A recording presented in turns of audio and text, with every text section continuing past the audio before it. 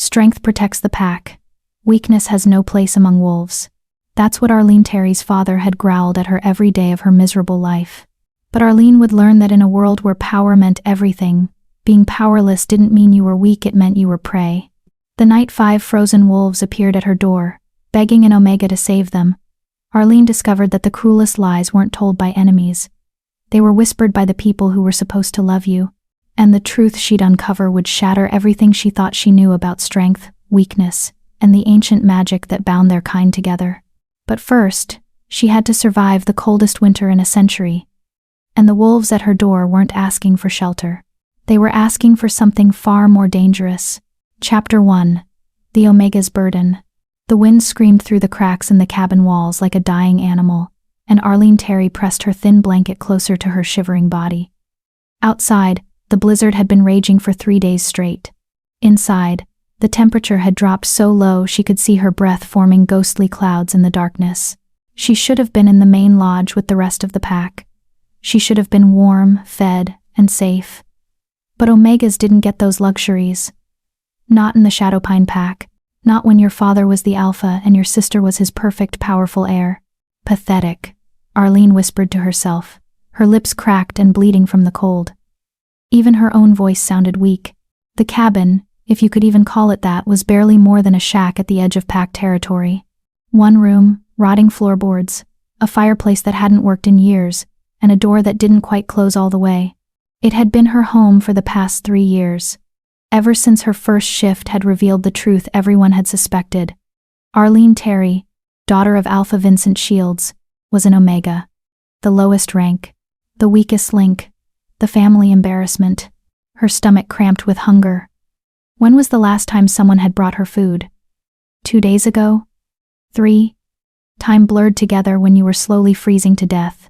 The pack was supposed to care for all its members, even Omegas.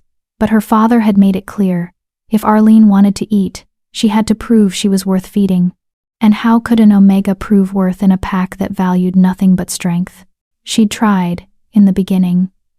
She'd offered to help with the children, to cook, to clean, to do anything that might earn her a place among them.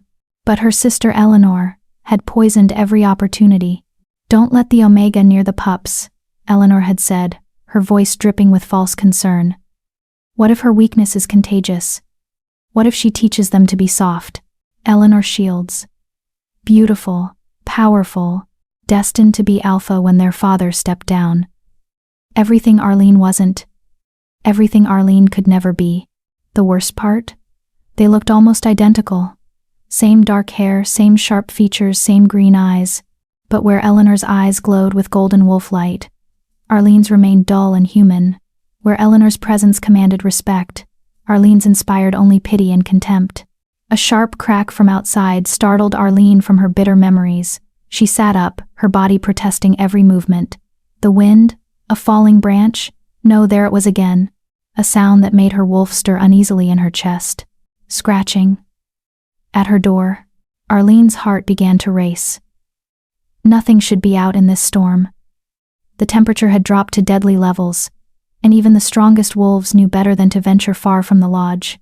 Unless, please, the word was so faint she almost missed it. A voice, rasping and desperate, carried on the howling wind.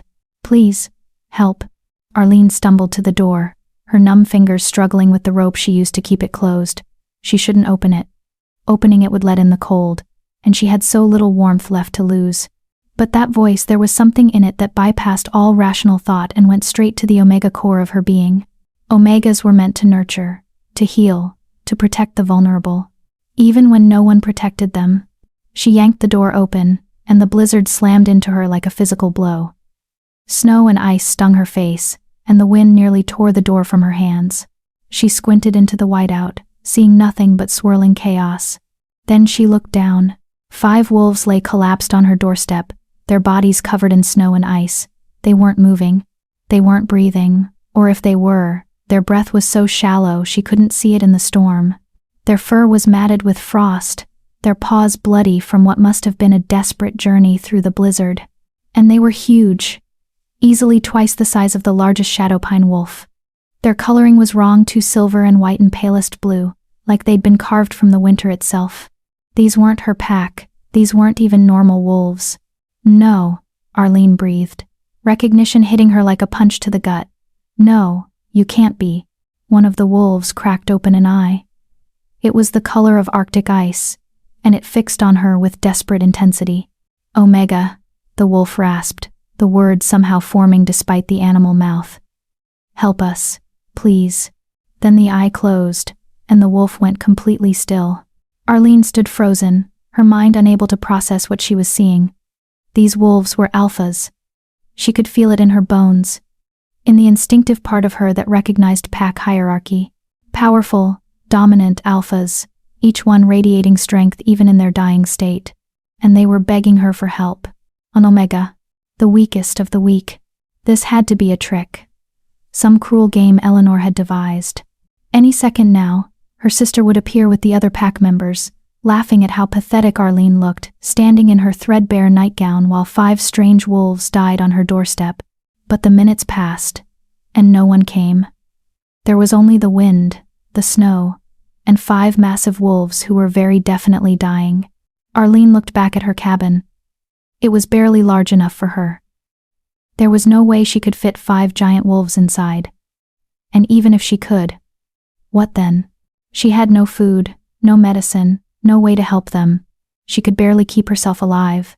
The smart thing would be to close the door, to let nature take its course. These wolves weren't her responsibility. They weren't even her pack. But as she started to push the door closed, her eyes landed on the nearest wolf's face. Even unconscious, even frozen, there was something almost peaceful in its expression, like it had been running for a very long time, and finally found a place to rest. Arlene knew that feeling. She lived it every day. Damn it, she muttered. Then louder, angry at herself. Damn it, she couldn't do it. She couldn't leave them to die, even knowing it would probably kill her too. Because if she did, if she closed that door and let them freeze, she'd be no better than the pack that had left her out here to suffer alone. She'd be just like her father, just like Eleanor, and she'd rather die than become that. Arlene grabbed the nearest wolf by its front legs and pulled. It was like trying to move a boulder. The creature must have weighed 300 pounds, all of it solid muscle and thick winter fur. She pulled harder, her muscles screaming, her hands burning from the cold and the effort. Inch by agonizing inch, she dragged the first wolf inside, then the second, then the third, fourth, and fifth. By the time she got the last one through the door and managed to push it closed against the wind, Arlene was shaking so hard she could barely stand. Her cabin, already cramped, was now completely packed with massive wolf bodies. She had to step over them to reach her pathetic pile of belongings in the corner. 5 alpha wolves, in her cabin, dying. What have I done? Arlene whispered. But there was no time for regrets. She could see their sides barely rising and falling. They were in the final stages of hypothermia. Without heat, they'd be dead within the hour. Heat. She needed heat. Arlene looked at her broken fireplace, at the small pile of wood she'd been hoarding for emergencies, at the flint and steel that had never quite managed to catch. She'd tried 100 times to start a fire in this cursed cabin, and failed every single time. The chimney was blocked, or the wood was too wet, or she was just too weak and useless to do even this one simple thing. But she had to try. She knelt by the fireplace, her numb fingers fumbling with the wood. She arranged it the way she'd seen the pack's fire tenders do at small kindling at the bottom. Larger pieces on top, leaving space for air to flow. She struck the flint against the steel once, twice, 3 times. Sparks flew, but nothing caught. Please, Arlene begged, striking again. Please, please, please. Her voice cracked on the last word, and she felt hot tears spilling down her frozen cheeks. Behind her, one of the wolves whimpered a sound so small and pitiful from such a massive creature that it broke something inside her. She struck the flint harder, faster, desperately. Sparks showered the kindling, and for one beautiful moment, she saw a tiny flame spring to life. Then it flickered and died, leaving only a wisp of smoke. No!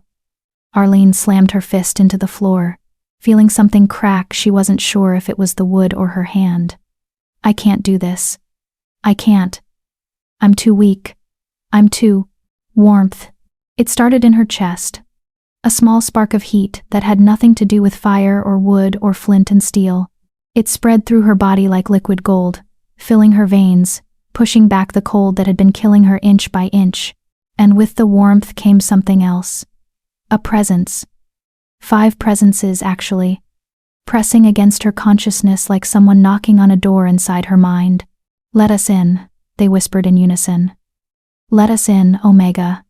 Let us show you what you really are." Arlene gasped, her eyes flying open. The 5 wolves were glowing, actually glowing, with a soft silver light that pulsed in time with her own heartbeat. The light was coming from them, but it was also coming from her, flowing out of her chest in shimmering threads that connected her to each wolf. "What?" she started to say. Then the threads pulled tight, and the world exploded into light. Chapter 2. The Bond Awakens. The light wasn't painful it should have been, blazing that bright in the darkness, but instead it felt like coming home after a lifetime of wandering. Arlene gasped as the threads of silver energy tightened, and suddenly she wasn't alone in her own head anymore. 5 consciousnesses slammed into her mind like a tidal wave. "Omega. Finally. We found you. So cold. So much cold. But she's warm. She's... the bond. It's real. After all this time, it's real. Don't overwhelm her. Gently. We have to be gentle or we'll... No time for gentle. We're dying. She's our only chance." The voices overlapped and tangled together, none of them quite making sense. Arlene tried to push them away, to force them out of her head, but they clung to her consciousness like drowning men clinging to driftwood. "Get out!" she screamed, clutching her head. Instantly, the voices went silent. The light dimmed but didn't disappear completely. In the sudden quiet, Arlene could hear her own ragged breathing and the howling of the blizzard outside. Slowly, carefully, one voice separated itself from the others. It was deeper than the rest, with an edge of command that made her Omega instincts snap to attention even as her human mind rebelled against it. "Forgive us," the voice said, and despite its power, there was genuine remorse in it. "We didn't mean to frighten you. We're not in control right now. The cold has us half mad." Arlene forced herself to open her eyes. The 5 wolves were still glowing, but fainter now, and she could see that the light was coming from the threads connecting them to her chest. They pulsed like luminous veins, carrying warmth from her body to theirs. "What did you do to me?" Arlene demanded, her voice shaking. "What is this?" "We didn't do anything," another voice answered, this one lighter, almost musical despite its weakness. "You did. When you brought us inside. When you tried to save us. You activated the bond." "What bond? I don't understand any of this." A third voice, rougher and more impatient than the others. "The Omega bond, the ancient magic. Haven't you felt it? Your whole life. That emptiness inside you, like something was missing?" Arlene froze. Yes. Yes. She had felt that. A hollow ache in her chest that never went away, no matter how hard she tried to fill it. She'd thought it was just loneliness, just the natural result of being rejected by her pack. But this voice was suggesting it was something else. Something more. "I don't have any magic," Arlene said flatly. "I'm an Omega. We're the weakest." "Lies!" The fourth voice was furious, making her flinch. "Lies told by ignorant fools who don't understand what Omegas really are." "Brother, calm yourself," the first voice, the commanding one, said firmly. "She's been taught wrong her whole life. We need to show her, not shout at her." "I don't want to be shown anything," Arlene said, backing away until her shoulders hit the cabin wall. "I want you out of my head. I want you out of my cabin. I want..." She stopped, because she'd just realized something horrifying. The wolves weren't glowing anymore.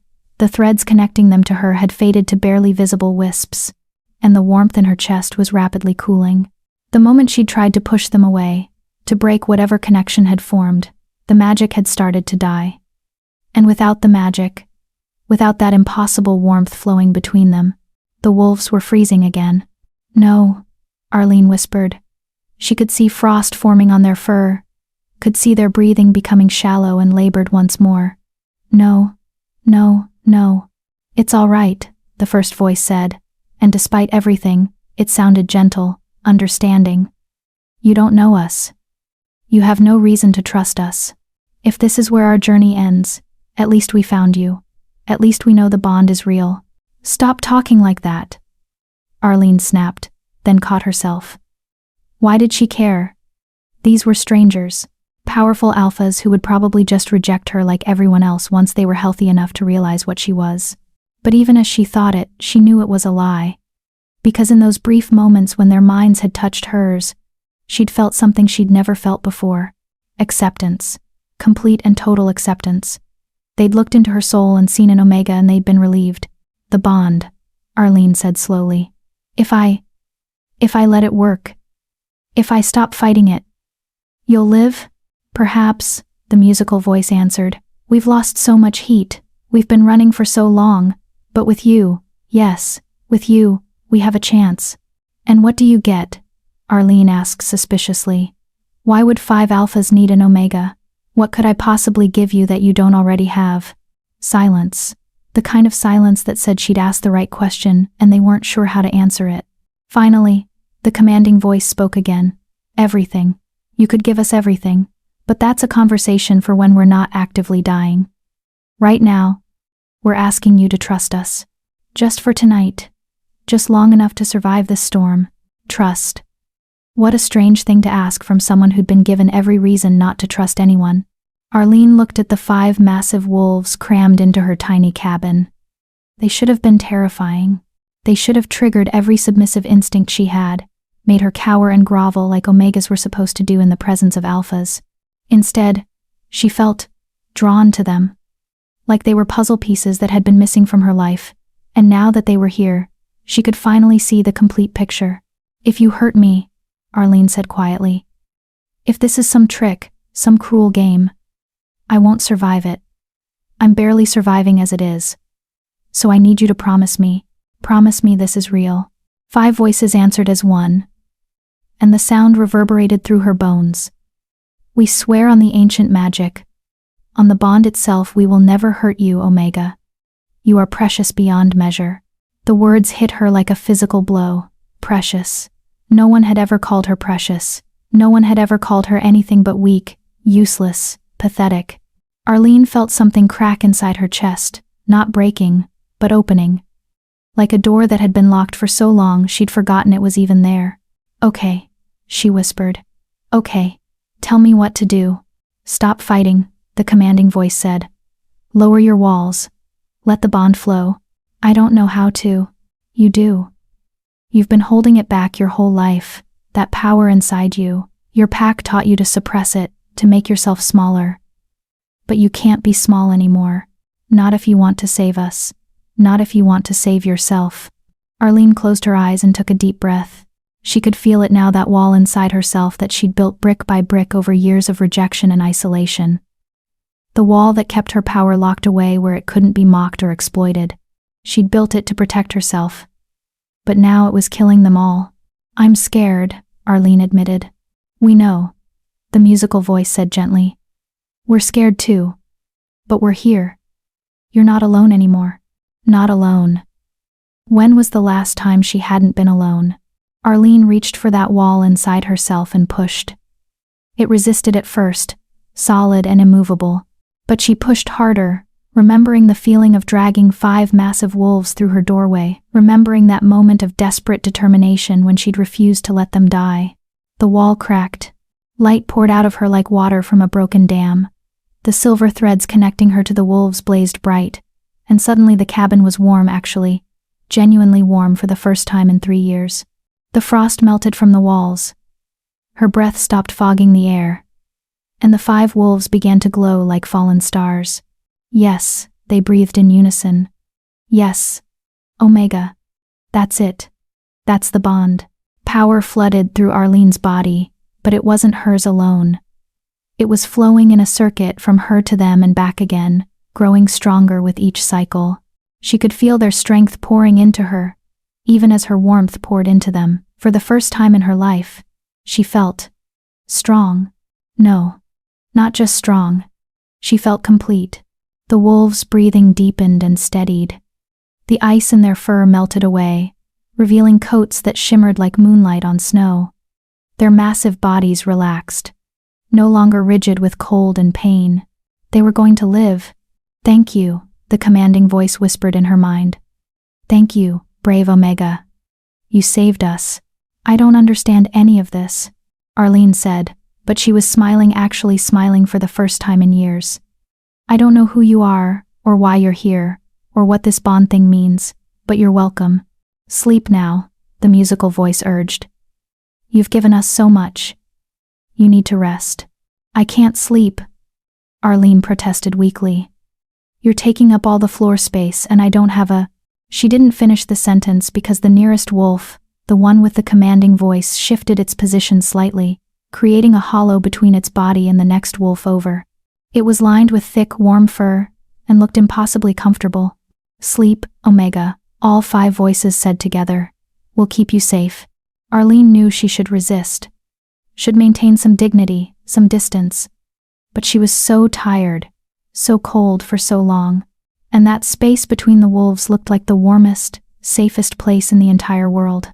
She crawled over and curled up in the hollow, and immediately 5 massive bodies shifted to surround her completely. She was cocooned in warmth and fur and the steady rhythm of 5 heartbeats that somehow matched her own. For the first time since she'd been exiled to this cabin, Arlene Terry fell asleep without crying. She didn't see the 5 wolves open their eyes in the darkness. She didn't see the look that passed between them, relief mixed with something fiercer, more possessive. She didn't hear the commanding voice whisper to his brothers, "She's ours." Finally, after all this searching, we found her. And we're never letting her go. The storm raged on outside, but inside the tiny cabin, an Omega and 5 alphas slept in a warmth that had nothing to do with fire and everything to do with magic that should have been forgotten centuries ago. And in the main lodge, miles away, Eleanor Shields woke from a nightmare with a scream caught in her throat.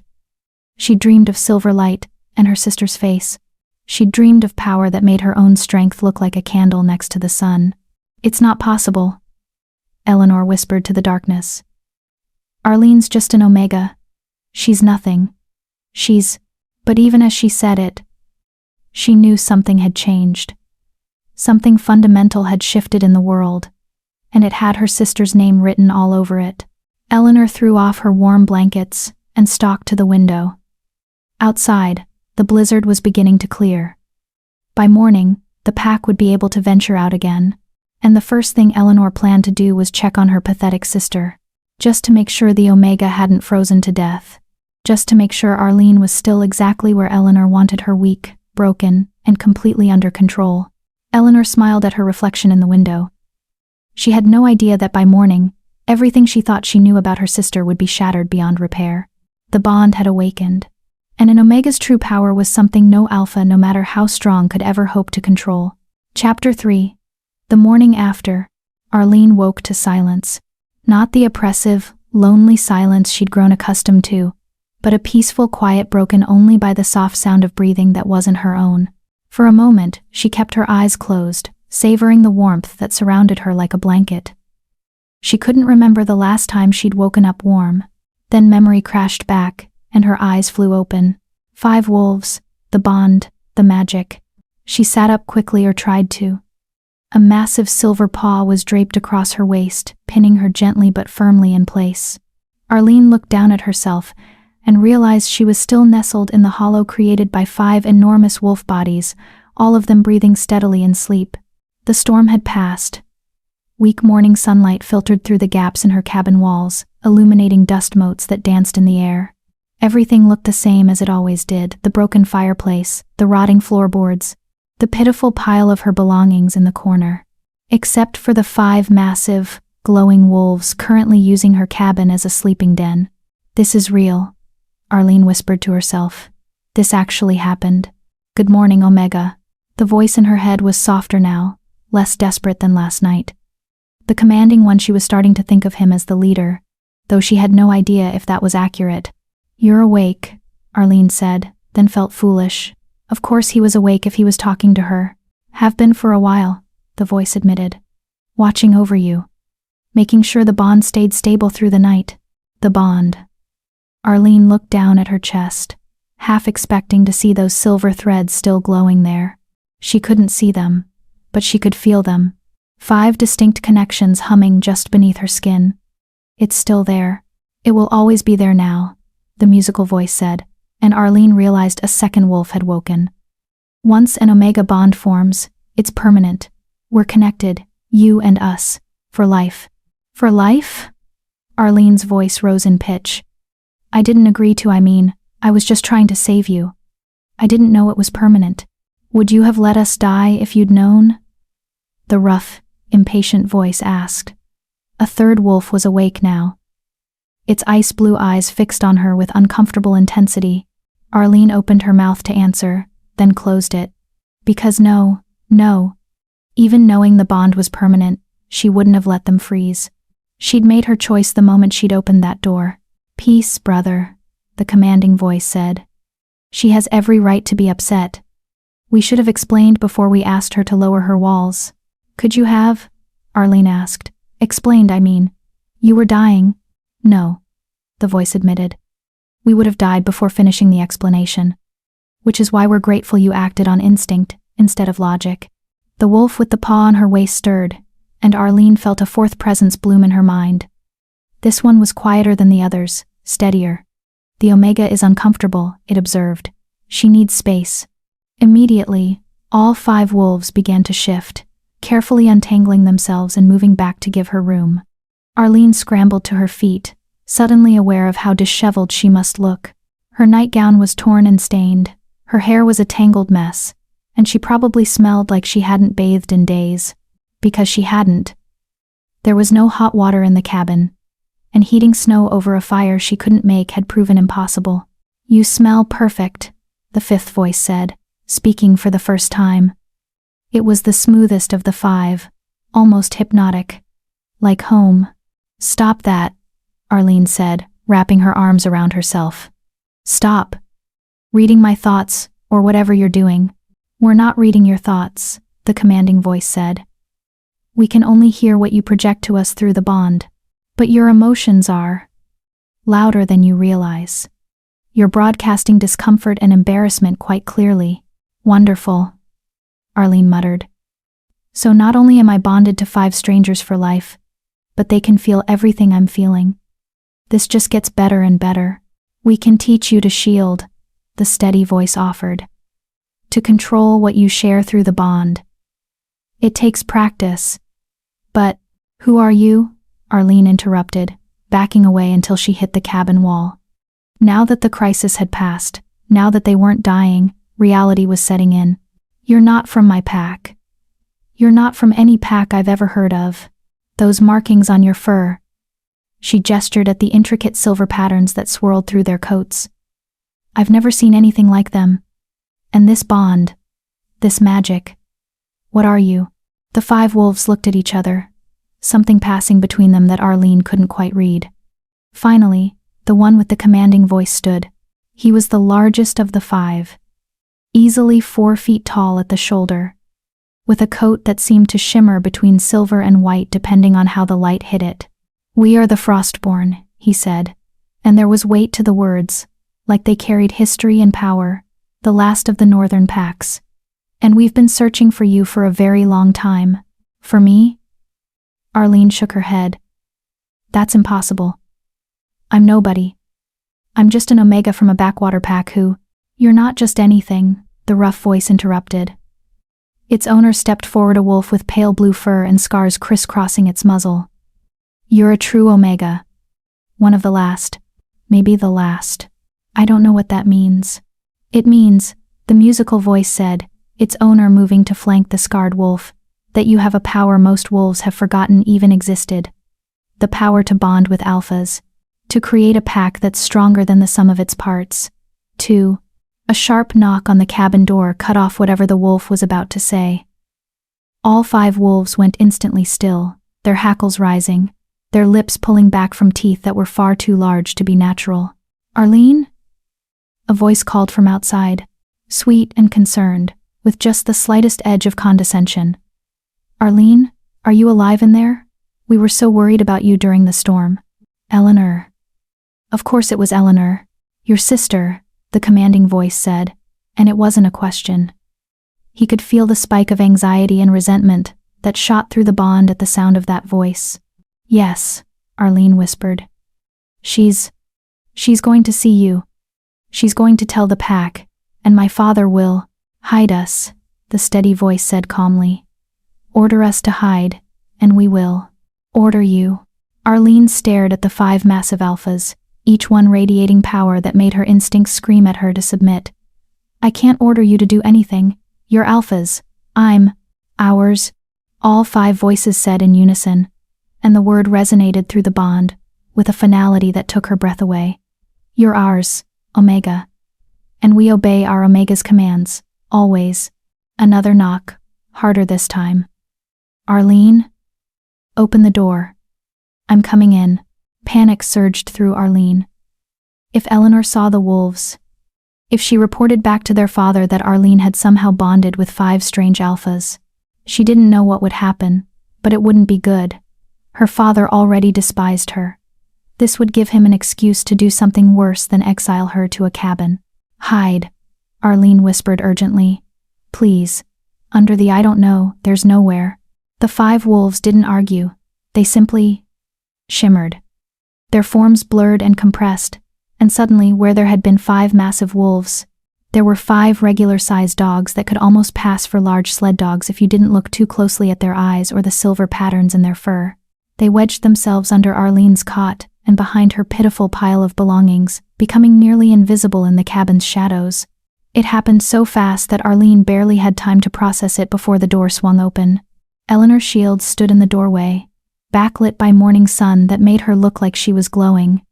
She was dressed in fine furs and leather, her dark hair braided perfectly, her golden eyes bright and alert. Everything about her screamed power and health and belonging. Everything that Arlene wasn't. Oh good, you're alive, Eleanor said, her voice dripping with false relief. When the storm finally cleared, I just had to come check on my poor little sister. Make sure you hadn't frozen to death in this charming hovel. She stepped inside, wrinkling her nose at the state of the cabin. Her eyes swept the room, passing over the shadows where the wolves hid without seeming to notice anything unusual. It's warm in here, Eleanor said slowly, her gaze sharpening. How is it warm? Your fireplace is broken. I fixed it, Arlene lied quickly. Last night. I finally got it working. Eleanor walked over to the fireplace, examining it with the thoroughness of someone looking for a flaw. There was no fire burning now, no evidence of one having burned recently. No ash, no char marks, nothing. You fixed it, Eleanor repeated flatly. You, who couldn't start a fire to save your life, literally suddenly fixed a broken fireplace in the middle of the worst blizzard in a century. I got lucky, Arlene said, hating how defensive she sounded. Luck. Eleanor turned to face her sister, and there was something cold in her expression. Something calculating. You know what I think, Arlene? I think something happened here last night, something you're not telling me. She knows, the smooth voice whispered in Arlene's mind. Not what, but she senses the change in you. Arlene forced herself to meet Eleanor's eyes. Nothing happened. I survived the storm. That's all. Is it? Eleanor took a step closer, and Arlene had to fight the urge to back away. Because you look different. You're standing differently. Your scent is different. And most interesting of all, she leaned in, her voice dropping to a whisper. You didn't immediately cower when I walked in. You always cower, little Omega. So what changed? The bond thrummed in Arlene's chest, and she could feel the 5 wolves tensing in their hiding places. They were ready to leap to her defense at the slightest provocation. All she had to do was call for them. But if she did that, if she revealed them, everything would spiral out of control. Her father would demand answers. The pack would want to know where these strange wolves came from. And the bond, this precious, impossible bond that made her feel complete for the first time in her life, would be examined and judged, and probably declared dangerous. They'd try to break it. Or worse, they'd try to control it. I'm just tired of being afraid, Arlene said quietly. That's all. The storm made me realize that if I'm going to die anyway, I might as well die on my feet instead of my knees. For a long moment, Eleanor just stared at her. Then she laughed, a sharp, brittle sound with no humor in it. Brave words from someone who can barely feed herself. But fine. Keep your little secrets, sister. It won't matter in the end. Father is calling a pack meeting tonight. He has an announcement to make. Something about my upcoming ascension to Alpha. Eleanor's smile was cruel. He wants the whole pack there. Even the Omega. So clean yourself up and try not to embarrass us more than usual. She turned to leave, then paused in the doorway. Oh, and Arlene? Whatever you think changed last night. It didn't. You're still an Omega. Still weak. Still nothing. Don't forget that. The door slammed shut behind her, and Arlene stood frozen until she heard Eleanor's footsteps crunching through the snow, growing distant. Only then did she allow herself to collapse against the wall, her legs shaking so badly they could barely hold her weight. The 5 wolves emerged from their hiding places, returning to their full size in a shimmer of magic. They surrounded her immediately, pressing close, offering comfort through the bond. She hurt you, the rough voice growled. She hurt you with words alone. I want to hurt her back. No, Arlene said firmly, then was surprised at her own certainty. No violence. That's an order. The wolves settled, though she could feel their frustration through the bond. She's not wrong about one thing, the commanding voice said reluctantly. Something has changed. You have changed, Omega. The bond has awakened power in you that your pack never allowed you to access. But you're untrained, unprotected. If your father discovers what happened, then we don't let him discover it. Arlene interrupted. She pushed away from the wall, standing straighter. You said you can teach me to shield, to control what I share through the bond, so teach me.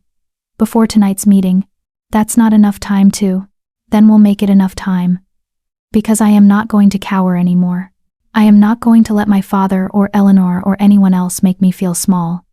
She looked at each of the 5 wolves in turn, meeting their ice blue eyes without flinching. You said I'm yours. Well, that means you're mine too. And I protect what's mine. The 5 wolves stared at her, and Arlene could feel something shift through the bond. Surprise, approval, pride. Yes, the commanding voice said, and there was something fierce in it now, something that matched the determination burning in Arlene's chest. Yes, Omega. That's exactly right. We're yours. And you're ours. And together, we're going to show this pack what real power looks like. The 5 wolves began to shift, their forms blurring and changing. Arlene watched in amazement as fur receded and bones restructured, until 5 men stood before her where wolves had been moments ago. They were all tall, powerfully built, with the same silver and white hair and ice blue eyes that had marked their wolf forms. Each one was devastatingly handsome in a way that made Arlene's breath catch. The commanding one, the leader, stepped forward and extended his hand. My name is Byron Newman, he said, his voice as deep and powerful in human form as it had been in her mind. And we have much to teach you before nightfall, Omega, if you're willing to learn.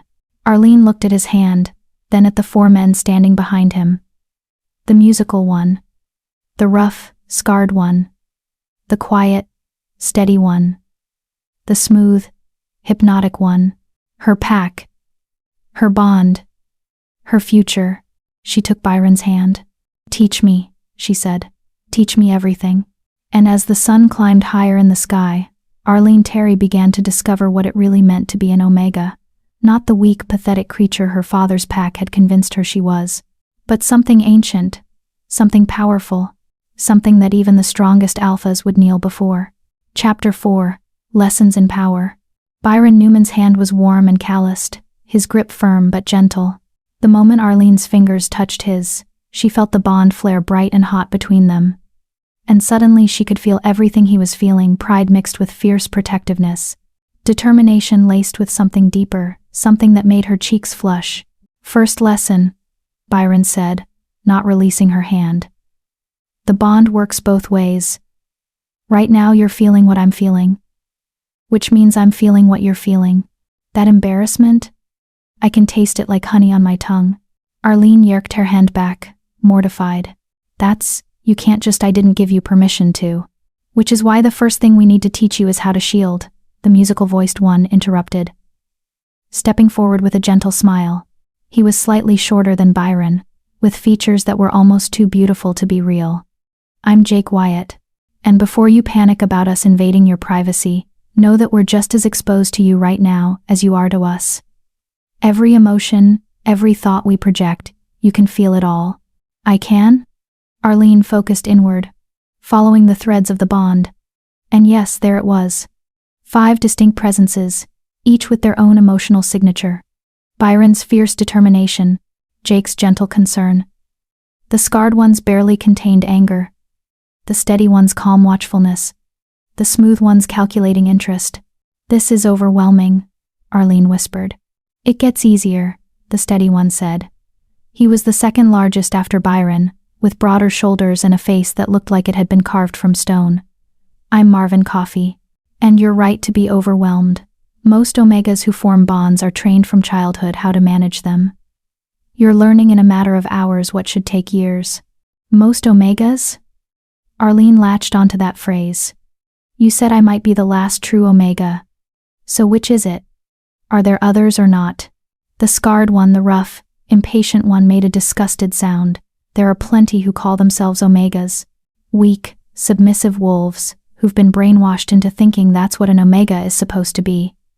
But a true Omega? One with the power to form pack bonds? You're the first we've found in 50 years of searching. 50 years? Arlene's eyes widened. How old are you? Old enough, Byron said, a hint of amusement in his voice. The Frostborn age differently than regular wolves. We're not immortal, but we live longer, much longer. Which is why we've had time to search across the entire northern continent for an Omega who could bond with us. I'm Floyd Lawson, the scarred one said abruptly. And we're wasting time. The pack meeting is tonight. She needs to learn how to shield, how to hide the bond, and how to survive whatever trap her bastard father is planning. We can do the getting to know you nonsense later. Floyd's right, the fifth man said, speaking for the first time in his human form. His voice was smooth as silk, and there was something almost dangerous in his eyes, a sharpness that suggested he saw more than he let on. Though he could be less of an ass about it. I'm Don Byers, and if I'm reading this situation correctly, tonight's pack meeting isn't just about announcing Eleanor's ascension. It's about cementing Arlene's place at the bottom of the hierarchy, or removing her from it entirely, Jake added quietly. Omega or not, she's still the Alpha's daughter, a potential rival to Eleanor. Some packs would see that as a problem that needs solving. Ice flooded Arlene's veins. You think my father would kill me? I think, Byron said carefully, that your father has already shown he's willing to let you die slowly. The question is whether he'll choose to speed up the process now that Eleanor is ready to take his place. Arlene wanted to argue, to defend the man who'd sired her, but she couldn't, because Byron was right. Her father had exiled her to this cabin 3 years ago, knowing she couldn't hunt, couldn't build proper fires, couldn't survive on her own. He'd counted on winter or starvation or simple despair to take care of his Omega problem. The only reason she was still alive was spite. Pure, stubborn spite. Teach me to shield, Arlene said, pushing the dark thoughts away. If I'm going to that meeting, I need to hide what I am, what we are. Sit, Marvin instructed, gesturing to her cot, and focus on the bond, really feel it, each thread connecting you to one of us. Arlene sat and closed her eyes, reaching for that humming warmth in her chest. Their 5 threads of silver light, each one pulsing with life and power. She could feel emotions flowing along them like water through streams. Byron's determination, Jake's warmth, Floyd's anger, Marvin's patience, Don's sharp curiosity. Now imagine a wall, Marvin continued. Not a wall of stone or wood, but something more flexible. A curtain, maybe. Or a filter. Something that lets you choose what passes through and what stays private. I already have a wall, Arlene said, remembering the barrier she'd torn down last night. I built it years ago to keep my power locked away. That's different, Jake said. That wall was suppressing your entire nature. What you need now is selective permeability. You want the bond to function, you need it to function, but you don't want to broadcast every feeling to us, and you don't want us overwhelming you with ours. Arlene tried to imagine it. A curtain between her and the 5 threads. something light and flexible that she could open or close at will.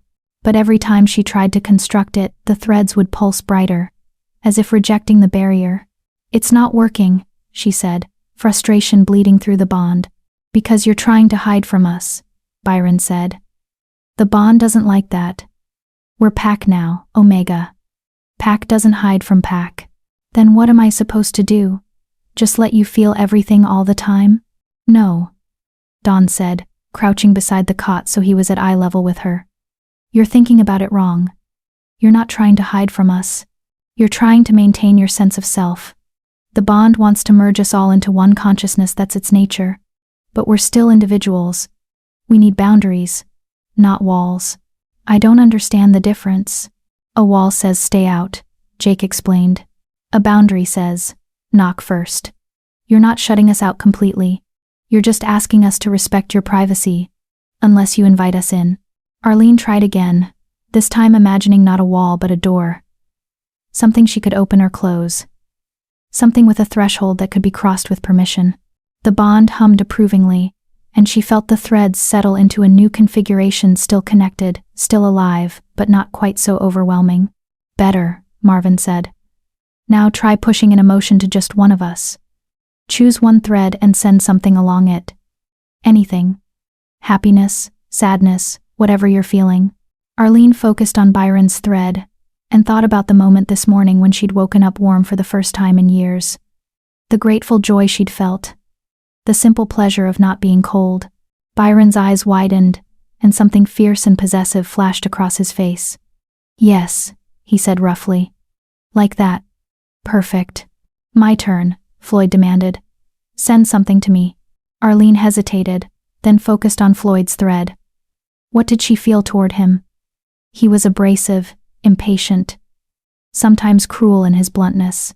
But underneath that, she could sense something else through the bond, a bone-deep fear that they wouldn't be strong enough to protect her, that they'd searched for 50 years only to lose her to the same forces that had destroyed other Omegas. She sent that feeling back to him. "I see you. I understand. You're not as hard as you pretend to be." Floyd jerked like she'd slapped him, his scarred face flushing. "Damn it, Omega, you don't get to that's not." He stopped, taking a deep breath. "Fine. You're better at this than you have any right to be. Natural talent," Jake said, grinning. "Or maybe just desperation. Fear is an excellent motivator." "Speaking of fear," Dawn said, his voice turning serious. "We need to talk about tonight. Your father is going to try something. We don't know what, but men like him don't call mandatory pack meetings just to make announcements. He's planning something that requires witnesses. He's going to formally disinherit me," Arlene said. The words hurt less than they should have. Maybe she'd already mourned the loss of her father's love years ago. "Make it official, that I have no claim to the pack. No rights. Nothing. He'll give everything to Eleanor, and make sure everyone knows I'm disposable." "Which creates a problem," Byron said. "Because if you're formally declared packless, you become a rogue. Fair game for any wolf who wants to challenge you or claim you. Or kill you," Floyd added bluntly. "But if she's bonded to us," Jake said slowly, "then she's not packless. She's part of the Frostborn pack, which means we'd have to reveal the bond," Marvin finished. "And that opens up a whole different set of problems." Arlene's mind raced. "What kind of problems?" "The political kind," Dawn said. 5 strange alphas showing up with a bond claim to the former alpha's daughter. Your father would see that as a threat. An attempt to steal his bloodline, or create a rival pack, or any number of things that would give him an excuse to attack us. "Could he win?" Arlene asked. "If it came to a fight?" The 5 men looked at each other, and Arlene felt a surge of grim confidence through the bond. "No," Byron said simply. "Even without the bond, the 5 of us are more than a match for any pack south of the ice wastes. With the bond, with you amplifying our strength, we could tear through your father's pack like a summer storm through wheat. But that would make you murderers," Arlene said. "And me complicit in killing my own pack. See, this is why we needed her," Jake said to the others. "We were ready to just fight our way through every problem. She actually thinks about consequences." "So what do we do?" Arlene asked. "I can't reveal the bond. I can't let my father declare me packless. How do I navigate this without starting a war? You negotiate, Dawn said. You go to that meeting, you listen to whatever announcement your father makes, and you negotiate terms. You're not powerless, Arlene. Not anymore. You have 5 alphas willing to back any claim you make. That's leverage. But I have to hide that leverage, Arlene said, which means I have to face him alone, acting like I'm still just a weak Omega. You'll be shielding, Marvin said, which means he won't be able to sense the bond. As far as he knows, you're exactly what you've always been. Can I do that? Arlene looked at Byron. Fool and alpha? My father's not stupid. He's cruel. But he's not stupid. You can if you trust yourself, Byron said. The bond is strong now. Stable. As long as you maintain your shields and we stay hidden nearby, he'll never know we exist. Nearby? Arlene seized on that word. You're coming with me? Did you think we'd let you face him alone? Floyd growled. We're Pack Omega. Where you go, we go. We'll stay out of sight. Stay downwind so they can't scent us. But if things go wrong, if your father tries anything, you'll reveal yourselves, Arlene finished, and start the war we're trying to avoid. Better a war than losing you, Byron said, and the absolute conviction in his voice made her chest tight. She'd never had anyone willing to fight for her before. Never had anyone look at her like she was worth protecting, worth risking everything for. It was overwhelming and terrifying and wonderful all at once. There's one more thing we need to prepare you for, Jake said quietly. Your sister, Eleanor, is going to be there. And she already suspects something changed. If she pushes you, if she tries to provoke you in front of the pack. I don't react, Arlene said. I stay calm, I stay small. I give her no reason to dig deeper. Can you do that? Dawn asked. After everything she's done to you? After a lifetime of her cruelty? Could she? Arlene thought about all the times Eleanor had humiliated her, diminished her, stolen every scrap of happiness she'd managed to find. The answer should have been no. She should have wanted revenge. Wanted to make Eleanor feel even a fraction of the pain she'd inflicted. But instead, what Arlene felt was pity. Because Eleanor, for all her power and beauty and father's favor, had never experienced what Arlene had felt last night. That sense of completion, of belonging, of being seen and valued for exactly what you were. Eleanor was strong, but she was alone. And she always would be. Because she'd never learned that true strength came from connection, not dominance. Yes, Arlene said. I can do that. Because she's not my enemy anymore. She's just sad. And I don't need to hurt sad people to feel strong. The 5 men stared at her. And through the bond, Arlene felt a wave of emotion so powerful it nearly knocked her over. Awe. Wonder. Something deeper that she didn't have a name for yet. This, Byron said, his voice rough with feeling, is why we searched for 50 years. This is why true Omegas are precious beyond measure. Not because you're weak or submissive, but because you have the strength to choose mercy even when vengeance would be justified. We don't deserve you, Jake added softly. Probably not, Arlene said, surprising herself with a small smile. But you're stuck with me anyway. Bond's permanent, remember? Best trap we ever walked into, Floyd muttered, but there was no heat in it. Then let's make sure I survive tonight, Arlene said, standing up. How much time do we have? A few hours, Marvin said, glancing at the sun through the cabin's cracks. Enough to practice your shielding, go over what you'll say, and prepare for various scenarios. And eat, Jake added. When's the last time you had a real meal? Arlene's stomach chose that moment to growl loudly, answering the question. She couldn't remember. Days, at least. We brought supplies, Dawn said, moving to the corner where they'd apparently stashed packs during the night. Dried meat, bread, cheese. Not fancy, but it'll keep your strength up. He handed her a portion that was easily twice what she normally ate in a day. Arlene took it with shaking hands, suddenly aware of just how weak she'd become, how close to the edge of starvation. Eat slowly, Byron instructed. Your body's not used to proper food anymore. We don't want you getting sick before the meeting. Arlene forced herself to take small bites, even though every instinct screamed at her to devour the food as fast as possible. The bread was fresh, the cheese sharp and creamy, the meat seasoned with herbs she didn't recognize. It was the best meal she'd had in 3 years. "Thank you," she whispered. "Pack takes care of Pack," Marvin said simply. "Get used to it, Arlene. You're never going to be alone or hungry again. Not while we're here." And as the 5 Frostborn alphas gathered around her, preparing her for the battle ahead, Arlene Terry felt something she hadn't felt in years. Hope. Tonight she would face her father. Tonight she would hear whatever cruel announcement he'd prepared. Tonight she would look her sister in the eyes and refuse to cower. And she would do it all with 5 deadly predators hiding in the shadows, ready to tear apart anyone who dared to hurt their Omega. The pack meeting couldn't come soon enough. Chapter 5. The Pack Meeting. The main lodge loomed against the twilight sky like a beast ready to devour her. Arlene stood at the edge of the clearing, her breath misting in the cold evening air, and tried to remember everything Byron had taught her about shielding. "We're here," his voice whispered through the bond. 20 yards behind you, downwind. They can't sense us, but we can reach you in seconds if needed. "You're not alone," Jake added, his warmth flowing through their connection like sunlight. "Break his nose if he touches you," Floyd growled. "I'll back you up." "Floyd, that's literally the opposite of staying hidden," Dawn said dryly. "Focus, brothers," Marvin's steady presence said. "Arlene needs our support, not our bickering." Despite her fear, Arlene felt her lips twitch into an almost smile.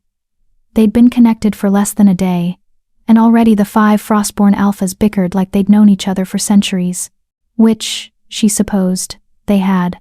She pulled her shields tighter around herself, imagining that door in her mind closing until only the thinnest thread of connection remained. Instantly, the voices faded to a distant hum.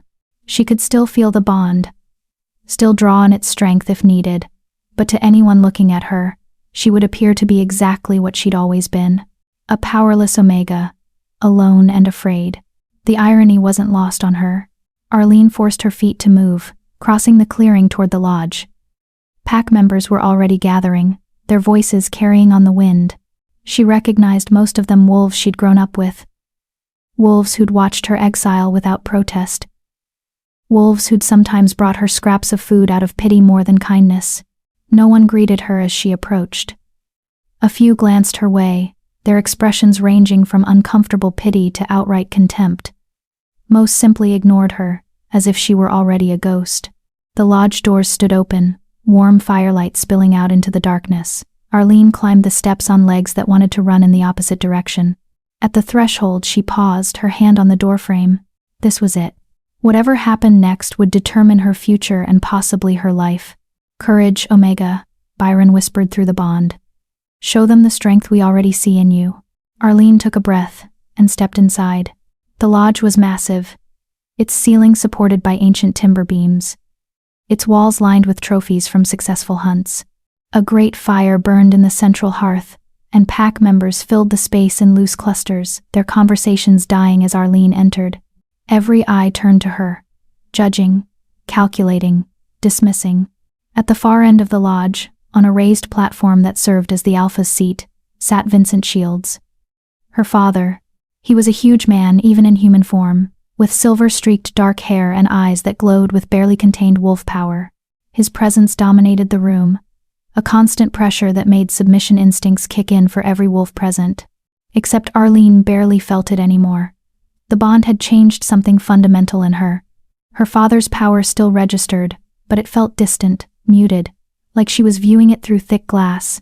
Beside Vincent sat Eleanor, dressed in ceremonial leathers that marked her as the heir. She looked radiant, powerful, every inch the alpha in waiting. When her eyes found Arlene, her lips curved into a smile that held no warmth. "Arlene," Vincent's voice boomed across the lodge. "How kind of you to join us. We were beginning to think you'd frozen to death in that cabin." Scattered laughter rippled through the pack. Arlene kept her expression neutral, her posture submissive. Let them laugh. Let them think she was still broken. "I wouldn't miss your announcement, Father," Arlene said quietly. "Father," Vincent repeated, and something cold flashed in his eyes. "You still call me that, after everything? How touching." He stood, his massive frame casting shadows across the lodge. The pack fell silent, all attention riveted on their alpha. "I've called this meeting for several reasons," Vincent announced. "First, to formally recognize my daughter Eleanor as my heir and successor. In 1 month's time, on the winter solstice, she will undergo the ascension rite and become alpha of the Shadowpine pack." Cheers erupted. Pack members howled their approval, their joy at Eleanor's ascension genuine. She was strong, capable, everything an alpha should be, and she'd earned their loyalty through years of proving herself. Eleanor stood and bowed to the pack, accepting their acclaim with practiced grace. When the cheers finally died down, Vincent raised his hand for silence. "The second reason," he continued, his voice dropping to something darker, "is to address a problem that has plagued this pack for 3 years. A weakness. A stain on our bloodline." Arlene's stomach clenched. Here it came. My younger daughter, Arlene, was born Omega. A cruel twist of fate that I initially hoped could be overcome through training and discipline, but despite every opportunity given to her, she has proven herself incapable of contributing to this pack's strength. "Lies," Floyd snarled through the bond. "You were never given opportunities. You were given exile and starvation." "Shield, Arlene," Byron warned. "Don't let your anger leak through. They'll sense it." Arlene breathed carefully, maintaining her calm exterior even as rage burned in her chest. Vincent was rewriting history, making it sound like she'd been given chances to prove herself, like her exile was a consequence of her failures, rather than his cruelty. "An Omega has value in some packs," Vincent continued. "They can nurture, can help with child-rearing, can provide other services." His tone made it clear what services he meant, and Arlene felt sick. But Arlene has shown no aptitude even for these basic functions. She is, quite simply, useless. More laughter. Arlene caught sight of some pack members looking uncomfortable, but none spoke up in her defense. "Therefore," Vincent said, and Arlene heard the trap closing, "I am formally severing Arlene from the Shadowpine pack. As of this moment, she has no claim to our bloodline, no rights to our territory, no protection under pack law. She is declared rogue." The words hit like physical blows. Rogue. The worst thing a wolf could be. Packless. Unprotected. Fair game for anyone who wanted to claim or kill you. Through the bond, Arlene felt the 5 Frostborn alphas surge with rage. Byron was barely holding them back from storming the lodge. "Not yet," Arlene sent desperately along the bond. "Please.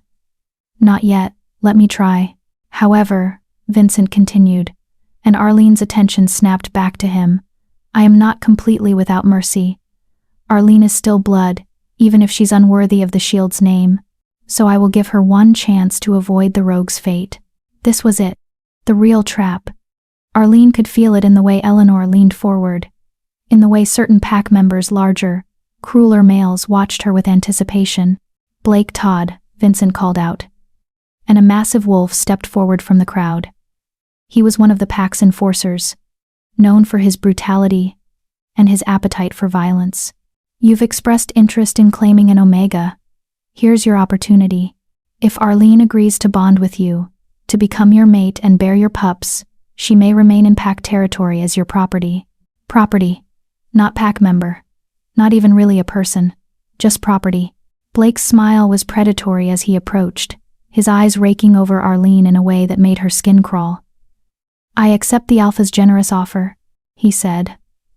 "The Omega will suit my needs well enough.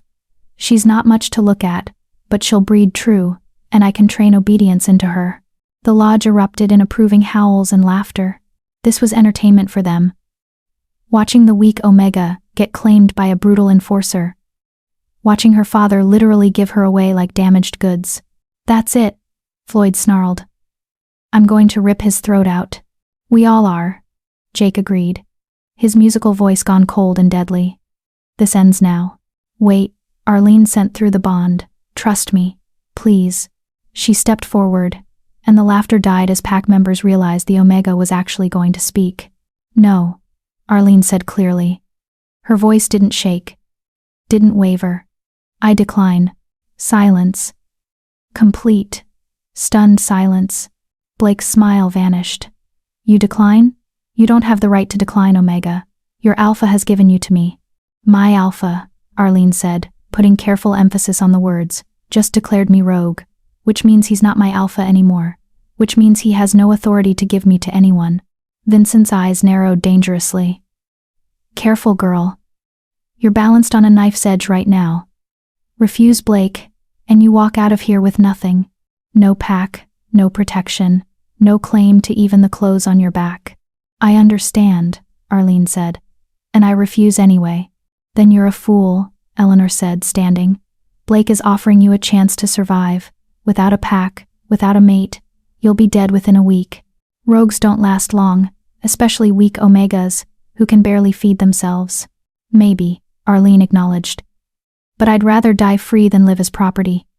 I'd rather take my chances in the wild than let someone like Blake train obedience into me. She met her father's eyes, and for the first time in 3 years, she didn't look away first. You wanted to get rid of me, Arlene said. Fine. I'm gone. But I'm going on my terms. Not yours. I'm not your pawn anymore, Father. I'm not your mistake to correct or your problem to solve. I'm just done. Vincent stood slowly, his power rolling through the lodge like thunder. You dare defy me? In front of the entire pack? I'm not defying you, Arlene said. I'm just exercising the rights of a rogue. You declared me packless. That means I'm not subject to pack law anymore. I can leave whenever I want. So, I'm leaving. She turned toward the door, her heart pounding so hard she thought it might break her ribs. This was the moment.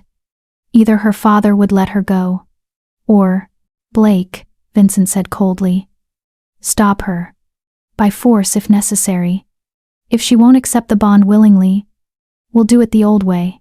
Blake lunged forward, and Arlene's shields dropped as she sent a desperate surge through the bond. Now, the lodge doors exploded inward.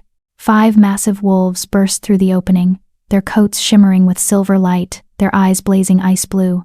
They moved with supernatural speed and coordination, placing themselves between Arlene and Blake before anyone could even process what was happening. Byron shifted mid-stride, his wolf form blurring into his human shape, and his voice carried the weight of absolute authority. Touch her. And die. The lodge descended into chaos. Wolves shifted, snarling and snapping as they tried to process the threat. Vincent's power flared, trying to dominate the 5 strangers. But it slid off them like water off stone. Because they weren't from his pack, they weren't subject to his power, and they were so much stronger than he'd ever imagined possible. Who?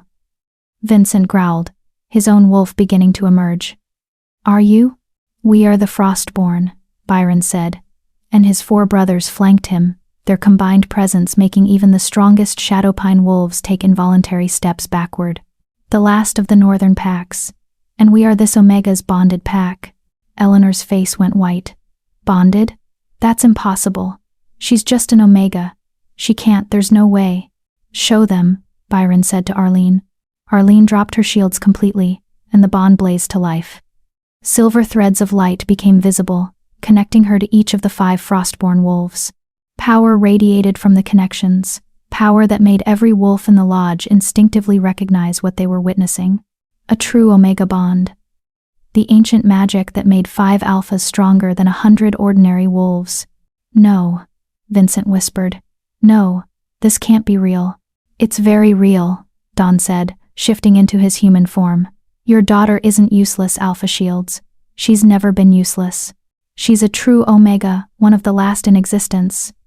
The only reason she seemed weak was because you spent years suppressing her nature, starving her power, teaching her to hate what she was. If she'd been valued, Jake added, also shifting. If she'd been trained and protected the way true Omegas should be, she would have formed a pack bond years ago. But you were too ignorant to recognize what you had, so we found her instead. Found her? Eleanor demanded. You mean you stole her? You came into our territory, seduced a vulnerable Omega, and claimed her for yourselves. We saved her, Floyd snarled, his scars stark in the firelight. We found her dying in a shack you left her to rot in. We were the ones who kept her warm through the blizzard, while you sat here in your comfortable lodge, not caring if she lived or died. The Omega bond cannot be forced, Marvin said, his calm voice somehow more intimidating than Floyd's anger.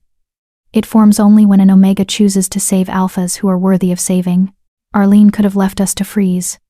Instead, she dragged our bodies inside and nearly killed herself trying to keep us alive.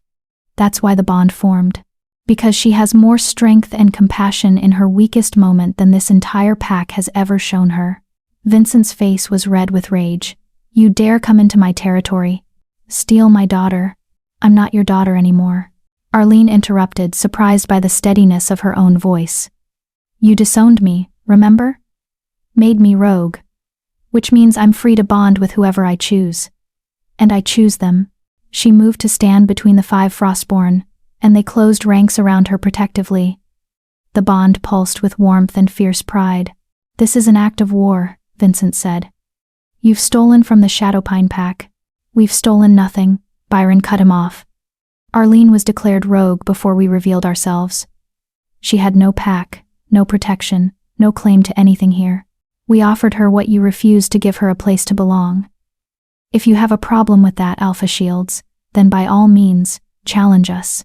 Let's see how well your pack fares against the Frostborn. The threat hung in the air. Every wolf in the lodge could feel the power radiating from the 5 strangers, could sense that these weren't ordinary alphas. These were something older, something deadlier, something that could tear through the Shadowpine pack like a winter storm through autumn leaves.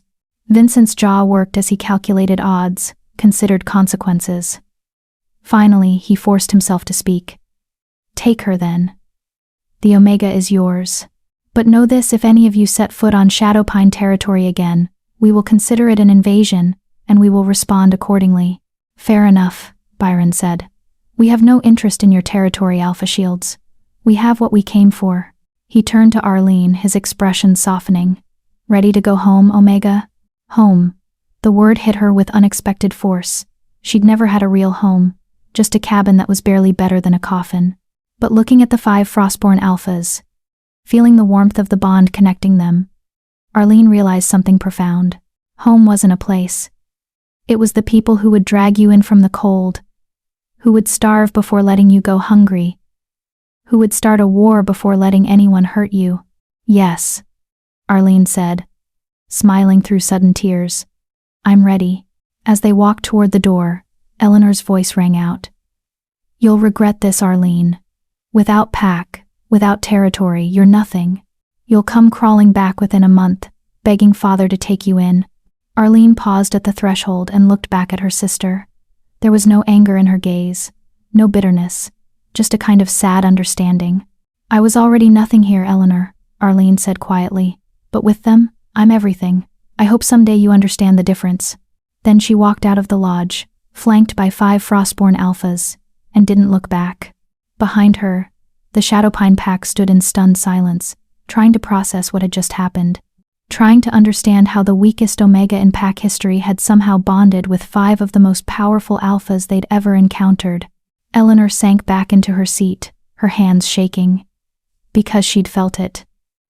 In that moment when Arlene had dropped her shields, Eleanor had felt the sheer power of that bond, and she'd realized with cold certainty that her little sister, the pathetic, useless Omega, had just become more powerful than Eleanor could ever hope to be. Vincent sat heavily on his throne, staring at the open door. He'd made a mistake, a catastrophic, irrevocable mistake, and he'd only just begun to understand the consequences. Chapter 6. The Frostborn Territory. They traveled through the night, moving north through snow-covered forests that grew denser and wilder with each mile. Arlene had shifted into her wolf form, smaller and plainer than the 5 Frostborn, but the bond made her faster, stronger, more sure-footed than she'd ever been before. How are you holding up? Byron asked through their connection. He ran beside her, his massive silver form, a constant, reassuring presence. Better than I expected, Arlene admitted. I thought I'd be exhausted by now, but I feel energized, like I could run forever. That's the bond, Jake explained from her other side. We're sharing our strength with you. You're also sharing yours with us, though you don't realize it yet. My strength? Arlene would have laughed if she'd been in human form. What strength? I'm an Omega. You keep saying that like it's a limitation, Floyd growled from behind them. It's not. Stop thinking like your bastard father taught you to think. Floyd's right, though he could be gentler about it, Marvin added. Your strength isn't physical dominance, Arlene. It's something more fundamental. You anchor us, balance us. Without you, we're just 5 powerful alphas working together. With you, we're a true pack. I don't understand the difference. You will, Dawn said. Give it time. The bond is still new, still settling. In a few days, you'll start to really feel what you bring to us. They ran for hours, and Arlene lost track of time in the rhythm of paws on snow, breath misting in cold air, the steady pulse of the bond connecting her to 5 extraordinary wolves. When Byron finally called for a stop, they'd reached a valley she'd never seen before. It was beautiful in a stark, primal way. Snow-covered pines climbed steep slopes on either side, and a frozen river cut through the center like a ribbon of silver glass. At the far end of the valley, partially hidden by trees, Arlene could make out structures, not crude cabins like her exile had been, but proper buildings made of stone and timber.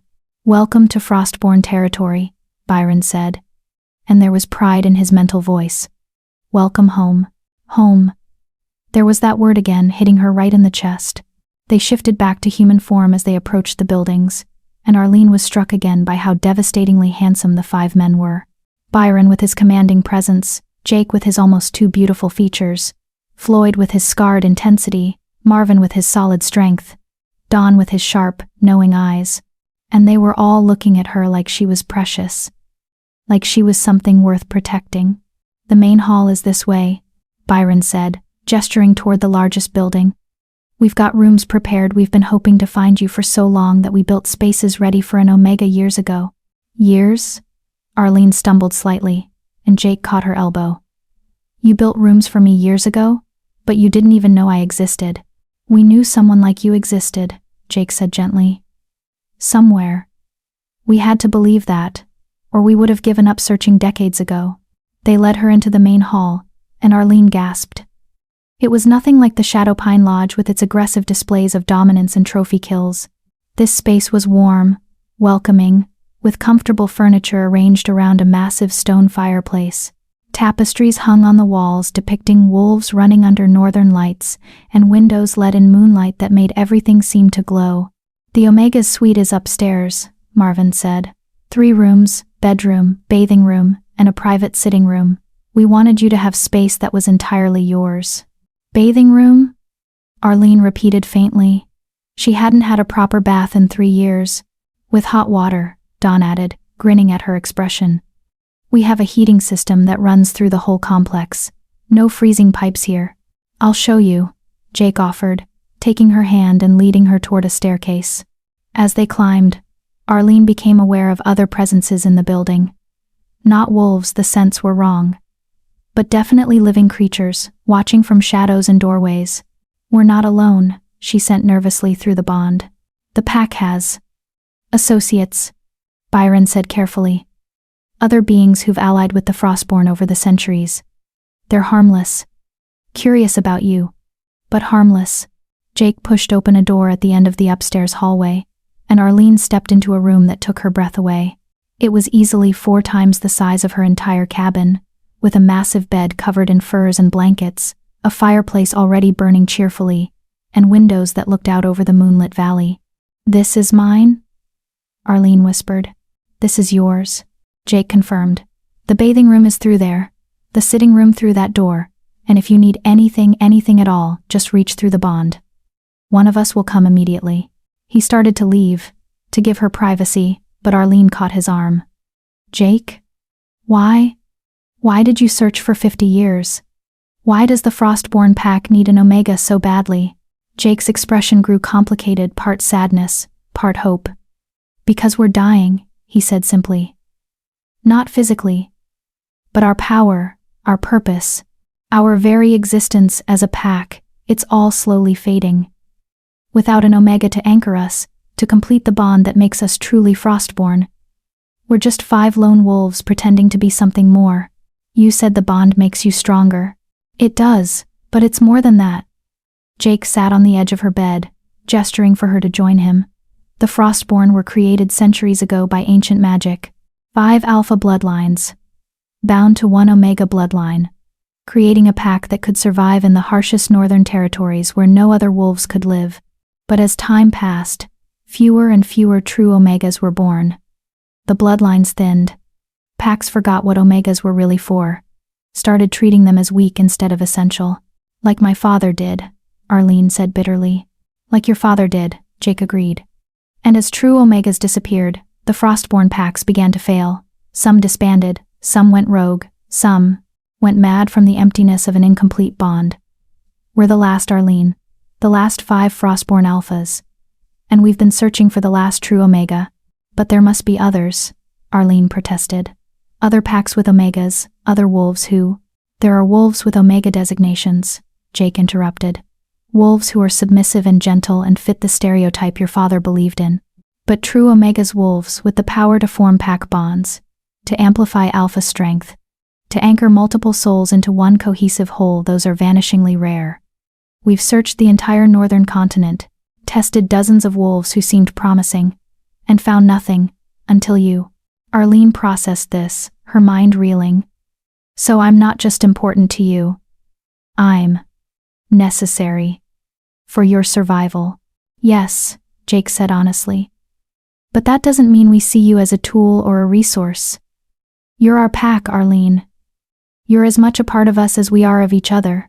And if you decided tomorrow that you wanted to break the bond and leave, can I do that? Break the bond? Jake's smile was sad. Theoretically, yes. An Omega can sever pack bonds if she chooses. It would hurt for all of us, but it's possible. And if you wanted to do that, if you decided we weren't what you wanted, we'd let you go. Because an Omega's choice is sacred. A bond formed under coercion or obligation isn't a true bond. It's slavery. And we won't do that to you.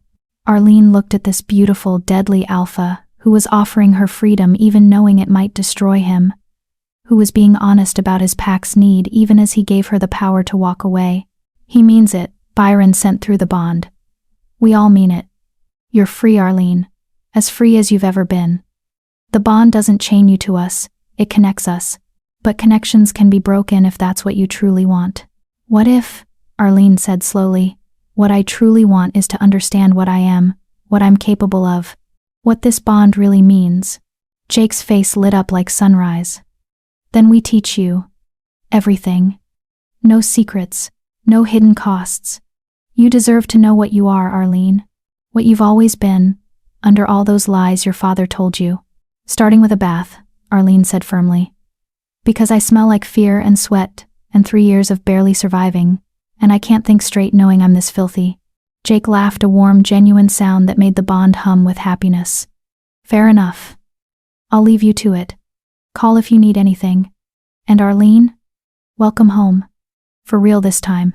He left, closing the door gently behind him.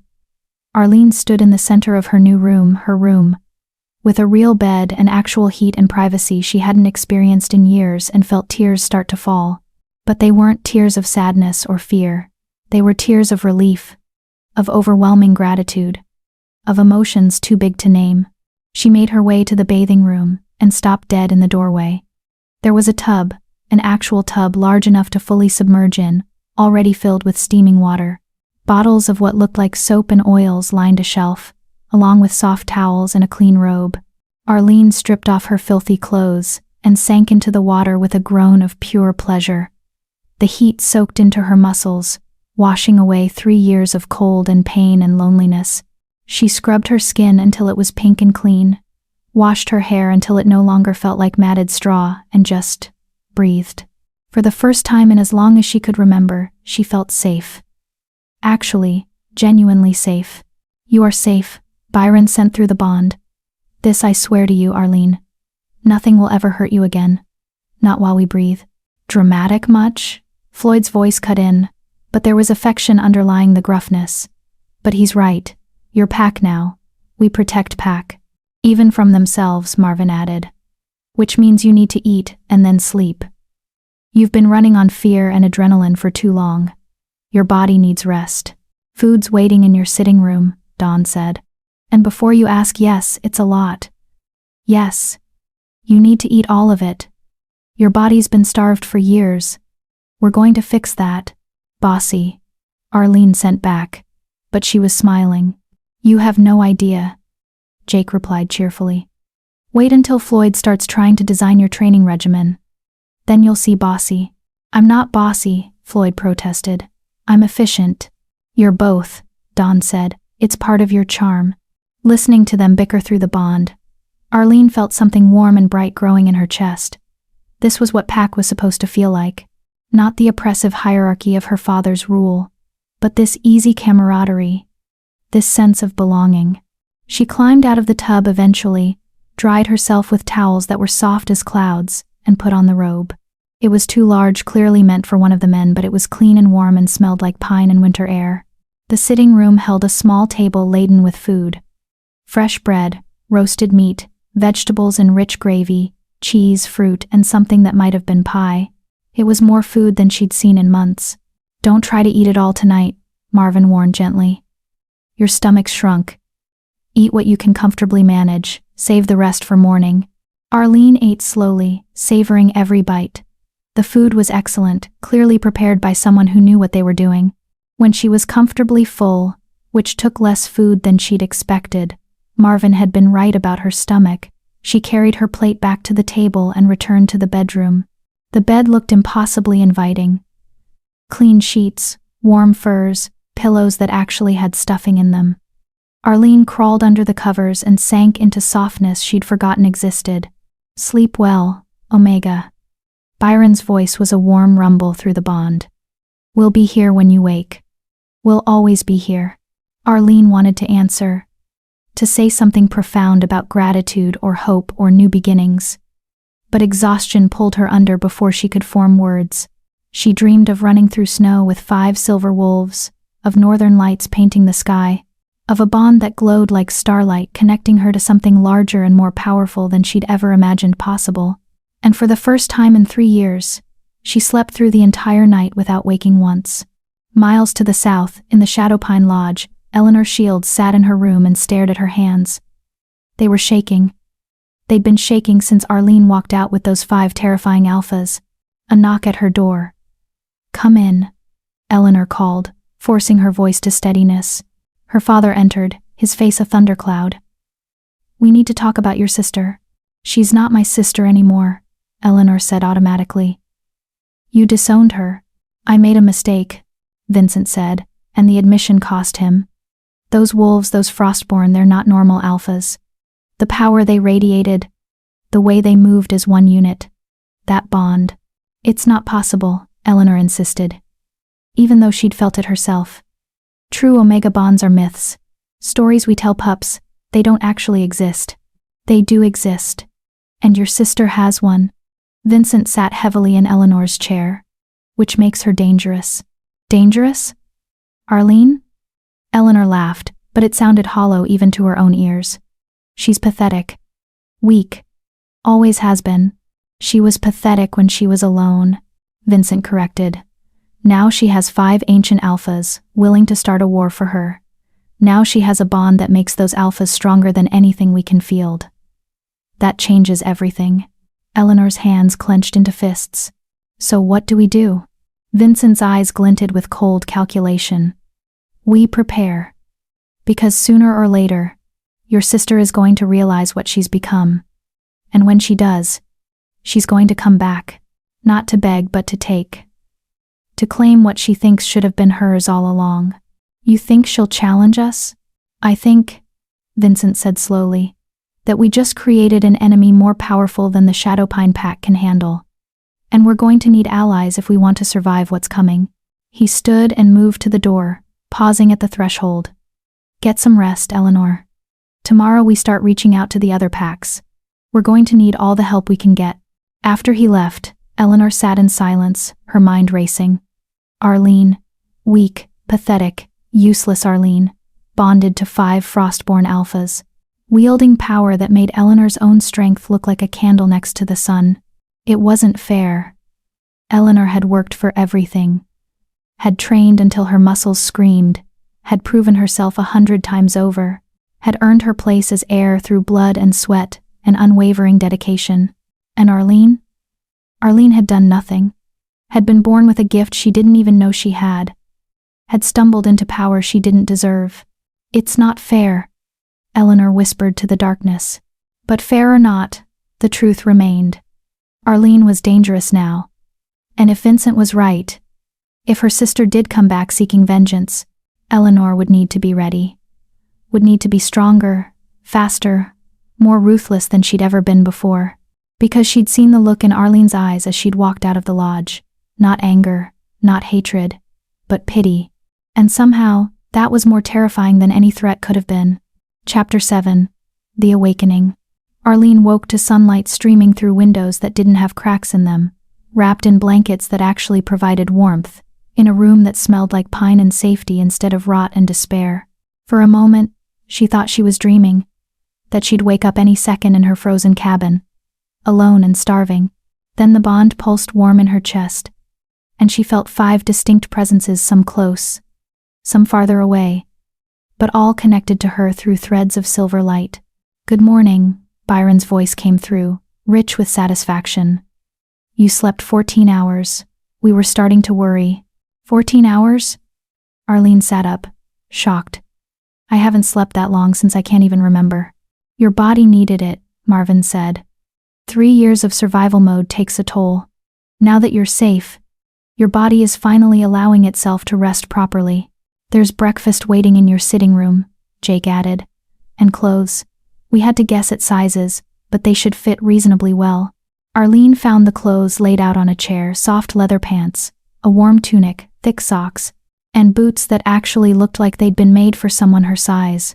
She dressed quickly, marveling at how good it felt to wear clothing that wasn't threadbare and torn. The breakfast was as elaborate as last night's dinner had been. Fresh eggs, bacon, bread still warm from the oven, fruit, cheese, and something that smelled like coffee, real coffee, not the bitter bark tea she'd occasionally managed to brew. She ate slowly, savoring each bite, and reached through the bond. "Where are you all?" "Training yard," Floyd answered immediately. "When you're done eating, come down. Time to start your education." "Education? You're a true Omega with 0 training," Dawn said. "That's like being handed a sword when you don't know which end to hold. We need to teach you control, power management, bond manipulation, all the skills your father should have been teaching you since you first shifted." "Bond manipulation?" Arlene set down her coffee. "That sounds ominous." "It's not," Jake assured her. "It's just learning how to use the bond intentionally instead of instinctively. Right now, you're like a musician who can play by ear, but doesn't know how to read music. We're going to teach you the theory behind what you're already doing naturally." Intrigued despite her nervousness, Arlene finished her breakfast and made her way downstairs. The main hall was empty, but she could feel the bond pulling her toward the back of the building. She followed the sensation through a doorway and found herself in a large courtyard surrounded by high stone walls. The 5 Frostborn were there, along with several other creatures Arlene couldn't quite identify. Some looked almost human but with features that were too sharp, too angular. Others were clearly not human at all. Furred beings that walked upright. Something that might have been made of living ice.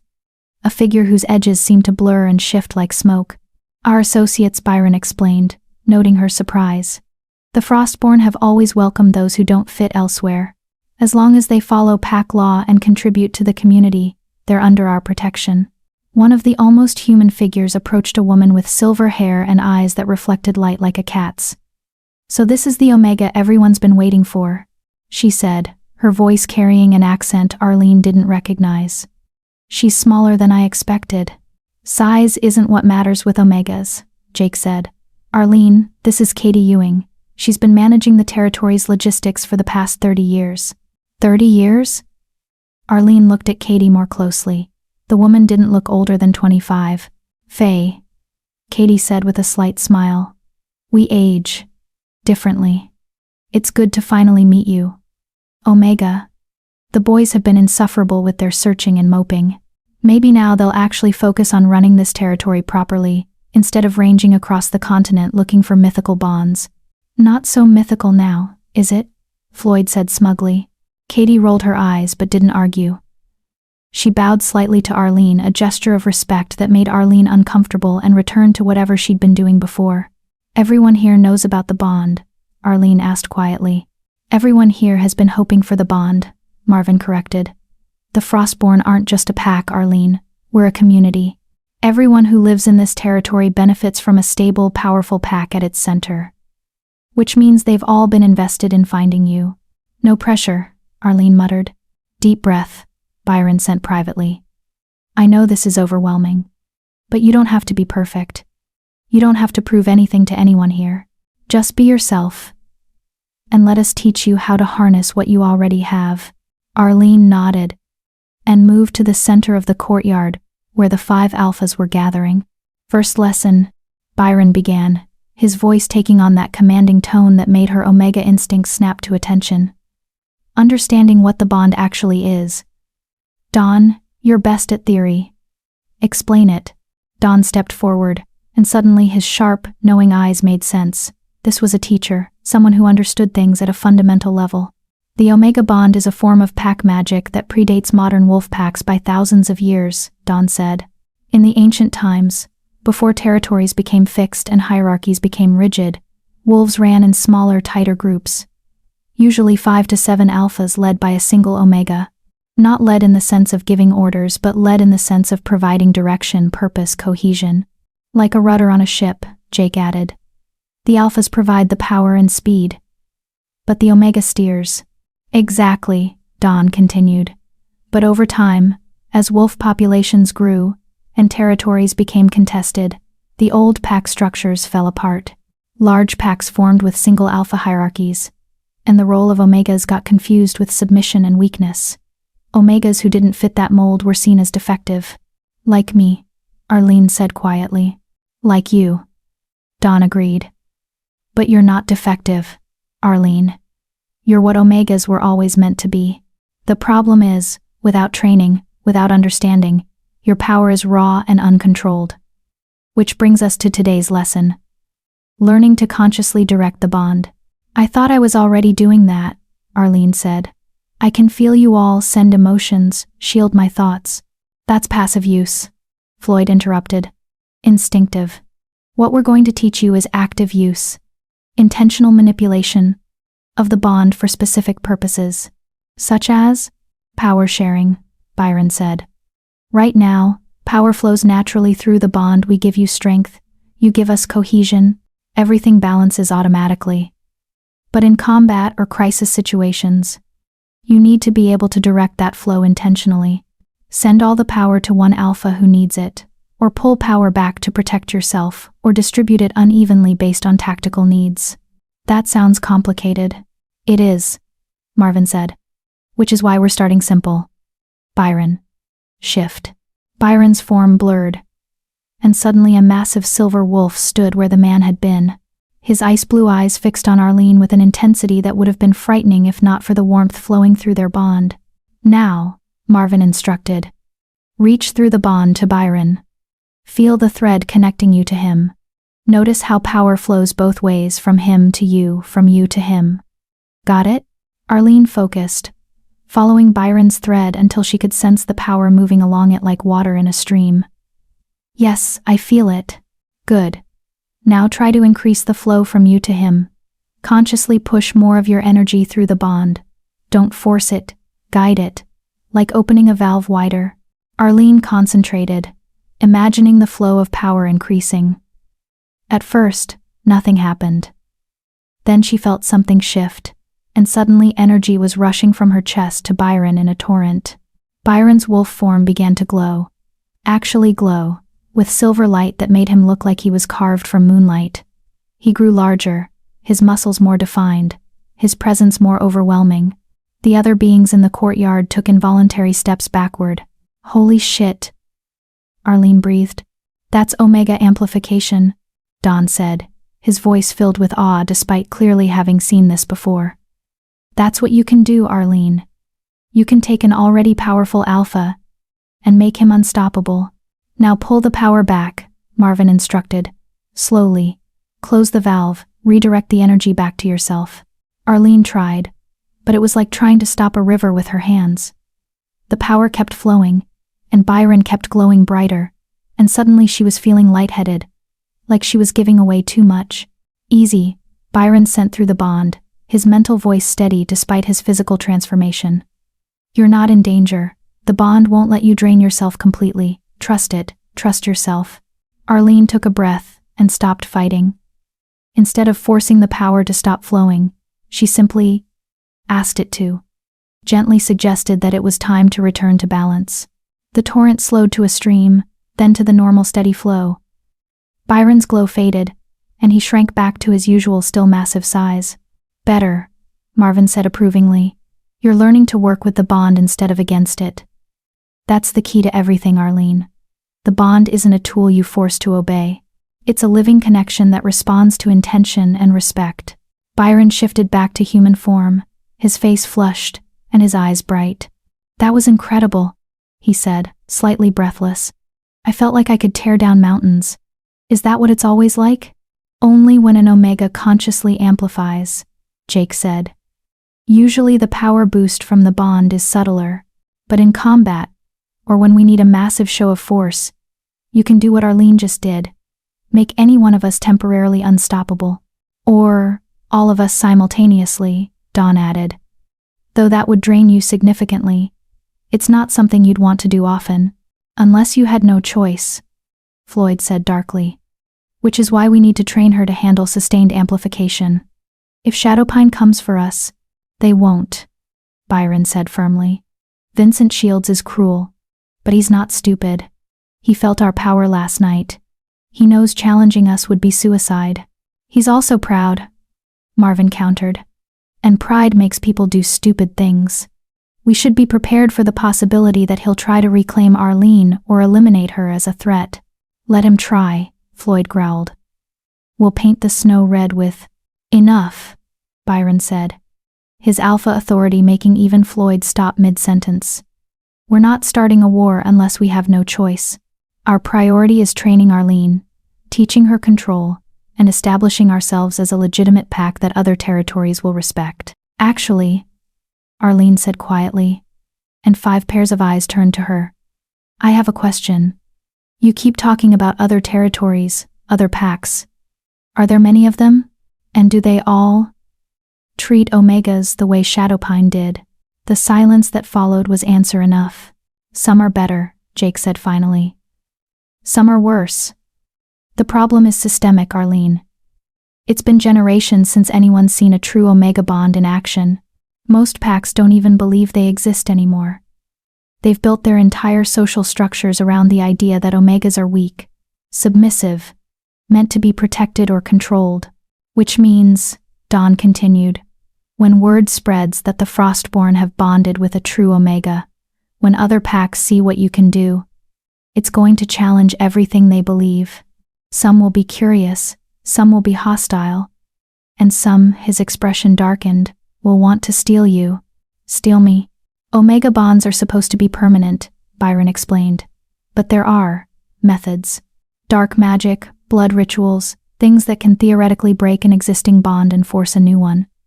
It's never been successfully done as far as we know, but that won't stop some alphas from trying. Ice flooded Arlene's veins.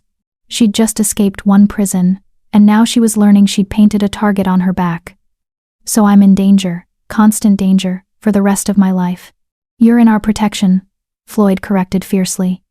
Which means anyone who wants to hurt you has to go through 5 Frostborn alphas first. And that's a fight they won't win. But I can't live in fear forever, Arlene said. I can't hide here and never interact with the wider wolf world. That's just another kind of exile. You're right, Byron said, which is why we're not going to hide. We're going to do the opposite. In 2 weeks, the Northern Territories Summit takes place. It's a gathering where all the major packs send representatives to discuss boundaries, trade, conflicts, basically wolf politics. We're going to attend. And we're going to introduce you. Introduce me? Arlene's voice rose in pitch. To every major pack in the north? Are you insane? Possibly, Dawn said with a slight smile. But Byron's right. The best defense is making you too publicly visible to disappear. If everyone knows you exist, knows you're bonded to the Frostborn, knows we'll go to war to protect you, then attacking you becomes politically costly. Stealth operations are one thing. Open warfare is another. Plus, Jake added, it sends a message. The Frostborn aren't hiding anymore. We're not a dying pack clinging to the past. We're a bonded pack with a true Omega. And we're demanding the respect that comes with that. Arlene looked at each of them, these 5 deadly alphas who wanted to parade her in front of the most powerful wolves in the north. It was terrifying. It was reckless. It was also brilliant. 2 weeks, she said slowly. That's not much time to prepare. Then we'd better make the most of it, Marvin said. Training starts now.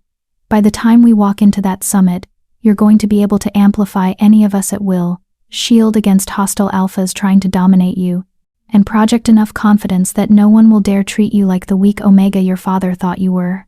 No pressure, Arlene muttered again. Byron moved to stand directly in front of her, his hand cupping her cheek. The touch sent warmth cascading through the bond.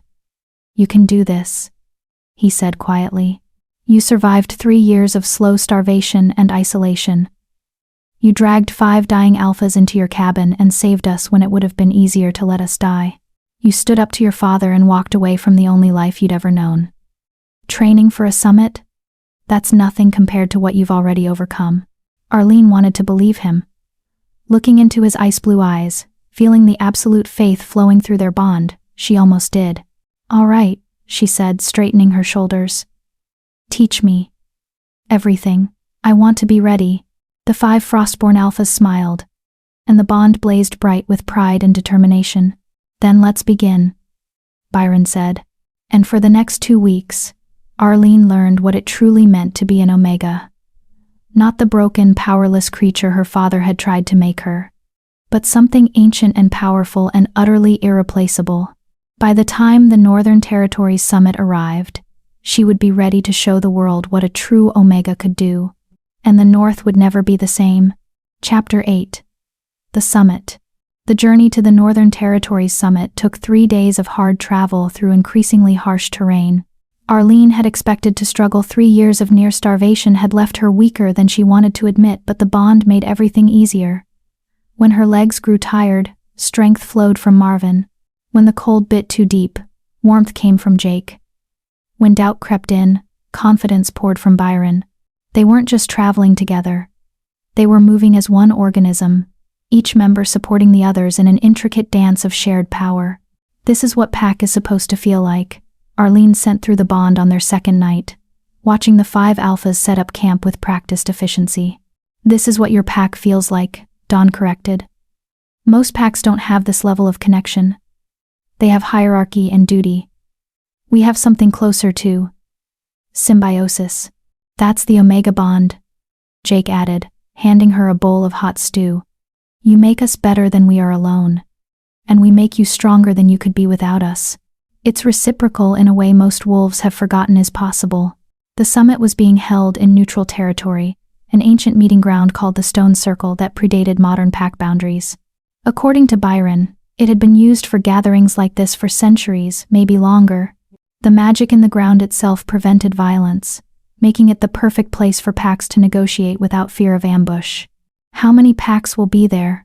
Arlene asked as they drew closer to their destination. 8 to 10 major packs send representatives, Marvin said, plus various minor packs, lone wolves seeking admission to territories, and occasionally non-wolf species who want to negotiate with the northern packs. Like Katie, Arlene said. Exactly. The Fae, the Ice Wraiths, the Deep Forest clans, anyone who shares borders with wolf territory has a stake in these meetings. It's not just wolf politics, though wolves dominate the proceedings. And everyone's going to be watching us, Arlene said, anxiety creeping through the bond despite her attempts to shield it. Let them watch, Floyd sent fiercely. Let them see what they've been missing. Let them understand what they lost when they started treating Omegas like furniture, instead of pack. Floyd's sentiment is correct even if his delivery is aggressive, Byron said with a hint of amusement. We want attention, Arlene. We want every pack there to understand that the Frostborn are no longer a failing remnant of the old ways. We're a complete, bonded pack. That changes our political position considerably. What about Shadowpine? Arlene asked. Will my father be there? Almost certainly, Dawn said. Vincent Shields attends most summits. He likes to maintain the appearance of being a major player in northern politics, even though Shadowpine is a mid-tier pack at best. And Eleanor? Probably not. Heirs don't usually attend until they've officially taken the alpha position. But Vincent might bring her to start establishing her presence. Either way, you'll likely see at least one member of your former pack. Former pack. The words should have hurt more than they did. But Arlene found she'd already let go of any attachment to Shadowpine. Whatever grief she'd felt for losing her birth pack had been overwhelmed by the joy of finding her true one. They crested a ridge on the third day, and Arlene caught her first glimpse of the stone circle.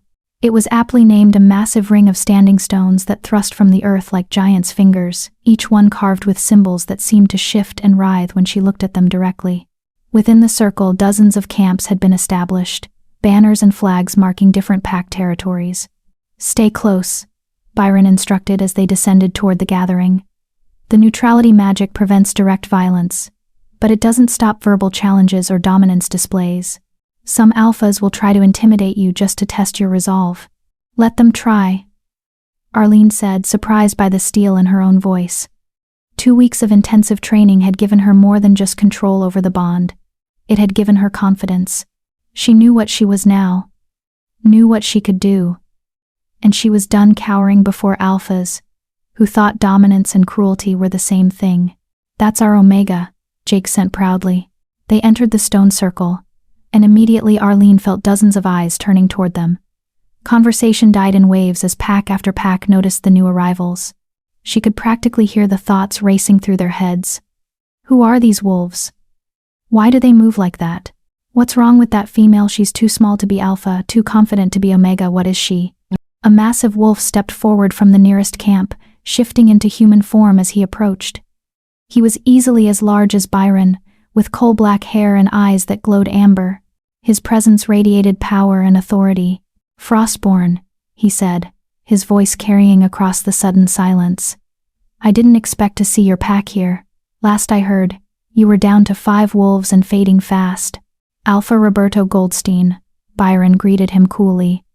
"Still leading the Ironwood pack, I see, and still making assumptions without gathering facts."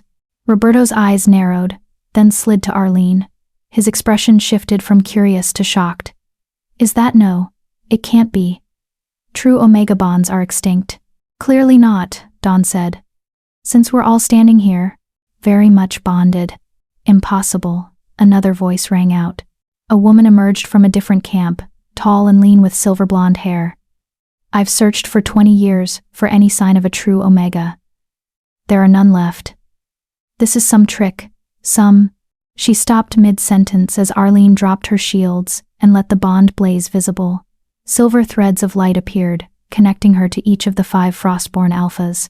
The threads pulsed with power, and the air itself seemed to hum with energy. The woman's face went pale. "By the ancient laws," she whispered. "It is real."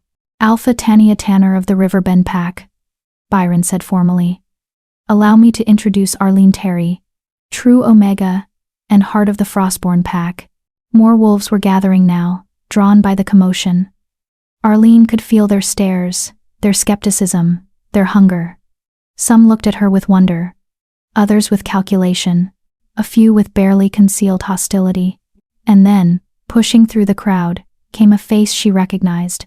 Vincent Shields, her father, followed closely by Eleanor.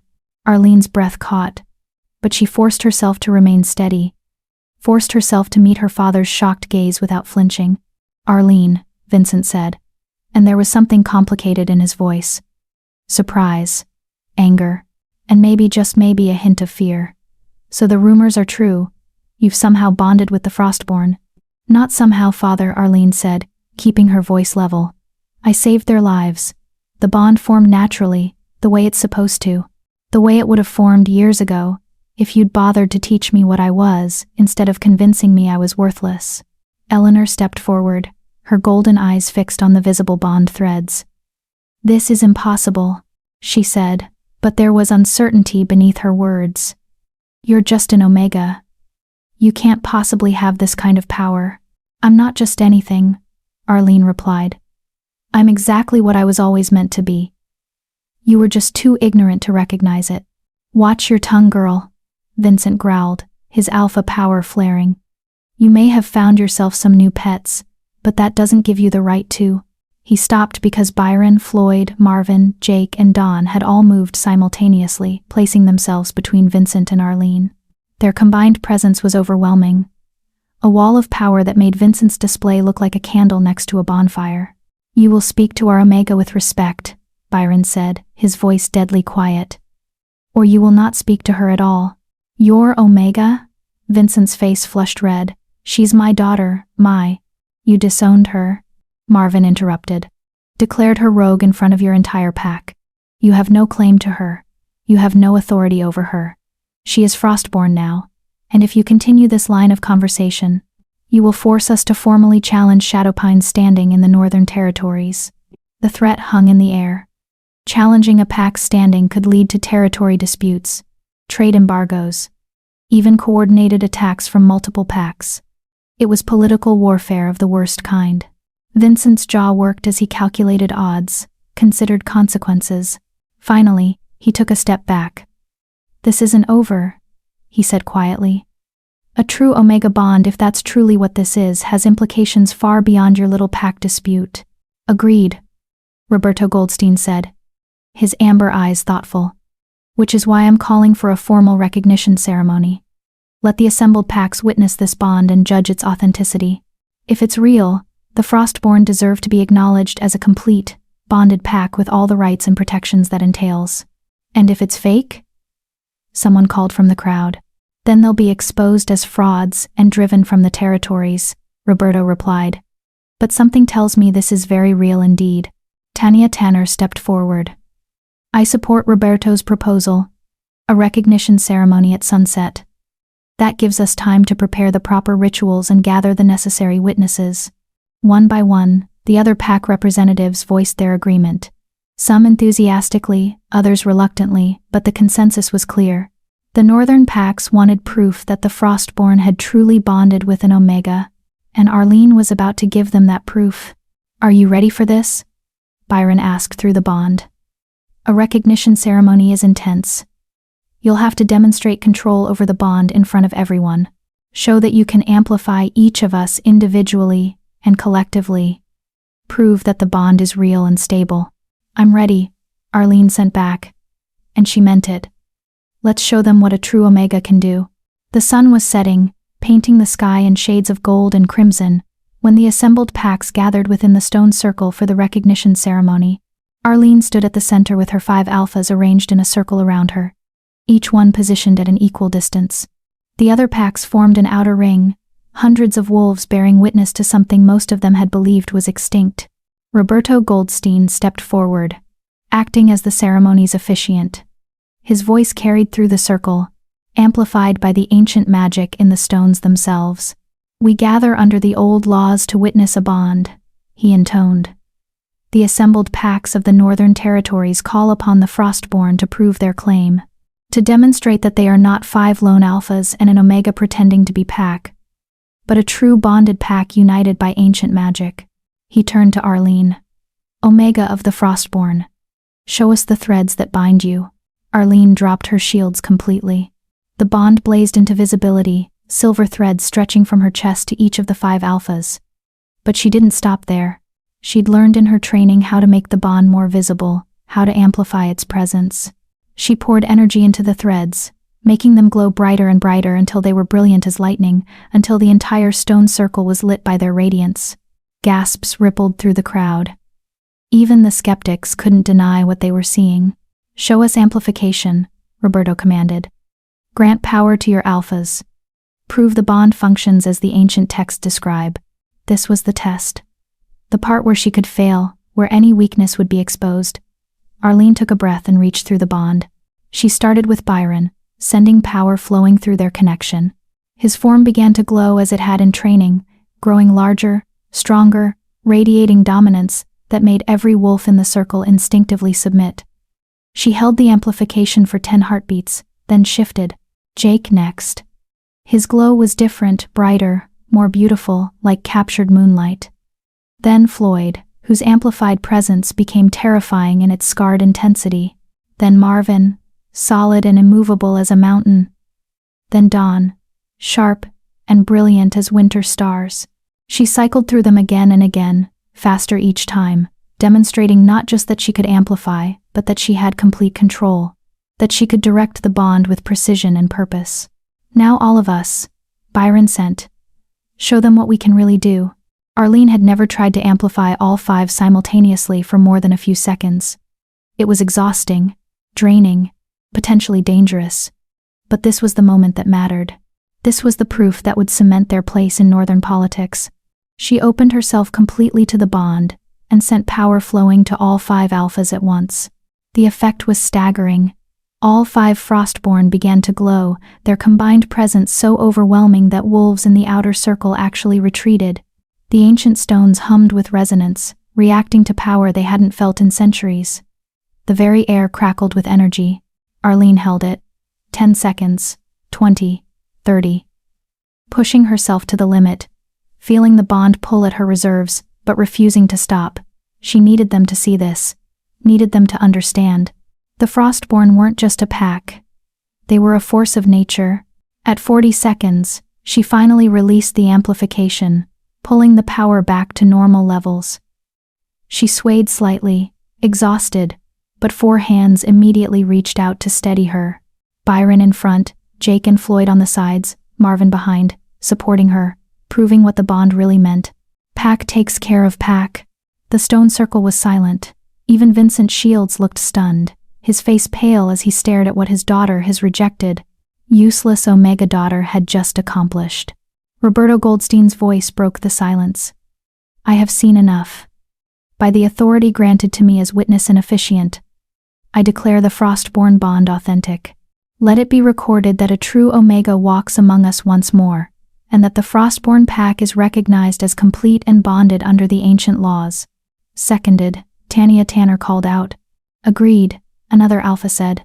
One by one, the pack representatives voiced their acceptance. Even Vincent, though his agreement came grudgingly and through clenched teeth. It was done. The Frostborn were officially recognized. And Arlene was no longer just a rejected Omega from a backwater pack. She was the heart of something powerful, something that would change the balance of power in the north. As the assembled packs began to disperse, Roberto approached them again. His expression was thoughtful, calculating. That was impressive, he said. But it's also going to make you targets. There are wolves and worse things who will see that display and decide they need to control or eliminate you. Let them try, Floyd growled. They will, Roberto said. Which is why I'm offering the Frostborn an alliance. Ironwood and Frostborn, united in trade and mutual defense. We protect each other's territories, support each other's interests. What do you say, Byron Newman? Byron glanced at his pack, at Arlene. Through the bond, she felt the question he was really asking. What do you think, Omega? Should we trust him? Arlene studied Roberto Goldstein. He was powerful, ambitious, calculating, but she didn't sense cruelty in him, didn't sense the kind of casual disregard for those weaker than himself that she'd lived with in her father's pack. I think he's offering because he's smart enough to want us as allies instead of rivals, she sent. And I think we need allies. Agreed, Byron sent to all of them through the bond. We accept, Byron said aloud. Ironwood and Frostborn, allied in peace and war. Roberto smiled and extended his hand. Byron shook it, and Arlene felt something shift in the political landscape around them. They'd just gone from being a curiosity to being a recognized power. And in the crowd, watching with narrowed eyes, Eleanor Shields realized that her sister had just become more dangerous than she'd ever imagined possible. Chapter 9. The Challenge. The celebration that followed the recognition ceremony was unlike anything Arlene had ever experienced. The various packs set up elaborate feasts, sharing food and drink and stories as the night grew deeper. Music played drums and flutes, and voices raised in songs that spoke of ancient hunts and legendary battles. For the first time in her life, Arlene was treated not as an outcast but as someone important, someone worthy of respect. It should have felt good. It did feel good, in moments, but there was an undercurrent of tension she couldn't shake. You feel it too, Byron sent privately as they sat around the Ironwood pack's fire, sharing a meal with Roberto and his inner circle. Something's coming. Vincent won't let this go, Arlene replied. He spent 3 years convincing everyone I was worthless. Now I've proven I'm more powerful than anyone in his pack. That's not just embarrassing for him, it's dangerous. It undermines his authority. Let him sulk, Floyd growled through the bond. What's he going to do? The neutrality magic prevents violence. By tomorrow we'll be gone, back to our own territory. He'll have to live with the humiliation. But Arlene wasn't so sure. She'd grown up watching her father maneuver and manipulate. Vincent Shields didn't accept defeat gracefully. He found ways to turn losses into victories, even if it meant bending rules or exploiting loopholes. She scanned the gathering, searching for her father or Eleanor in the crowd. She couldn't see either of them, which only increased her unease. "You're worried about Shadowpine," Roberto observed, noting her distraction. He'd proven to be surprisingly perceptive over the course of the evening. Understandable, given your history, but Vincent would be a fool to move against you now. You have the Frostborn, you have Ironwood's alliance, and you have the recognition of the assembled packs. Attacking you would be political suicide, unless he found a way to make it look justified, Dawn said quietly. He'd been silent most of the evening, his sharp eyes constantly scanning the gathering. A challenge, perhaps, something that falls within the bounds of pack law. What kind of challenge? Arlene asked. There are old traditions, Roberto said reluctantly. Ways for an alpha to reclaim a pack member they believe was stolen or coerced into leaving. It would require the challenger to prove either that the departure was forced, or that the new pack is unfit to properly care for the wolf in question. But I wasn't forced, Arlene protested. Vincent declared me rogue. I left freely. True, Roberto agreed. But if he claims you were coerced by the Frostborn after being declared rogue, if he argues that you were vulnerable and manipulated into a bond you didn't truly consent to, he could demand a trial by challenge. Ice flooded Arlene's veins. What does that mean? Trial by challenge? Combat, Floyd said flatly. 1-on-1, alpha versus alpha. If Vincent wins, he can reclaim you. If the Frostborn win, you're confirmed as permanently separated from Shadowpine. But I don't want to be reclaimed. Arlene's voice rose, drawing attention from nearby packs. She lowered it quickly.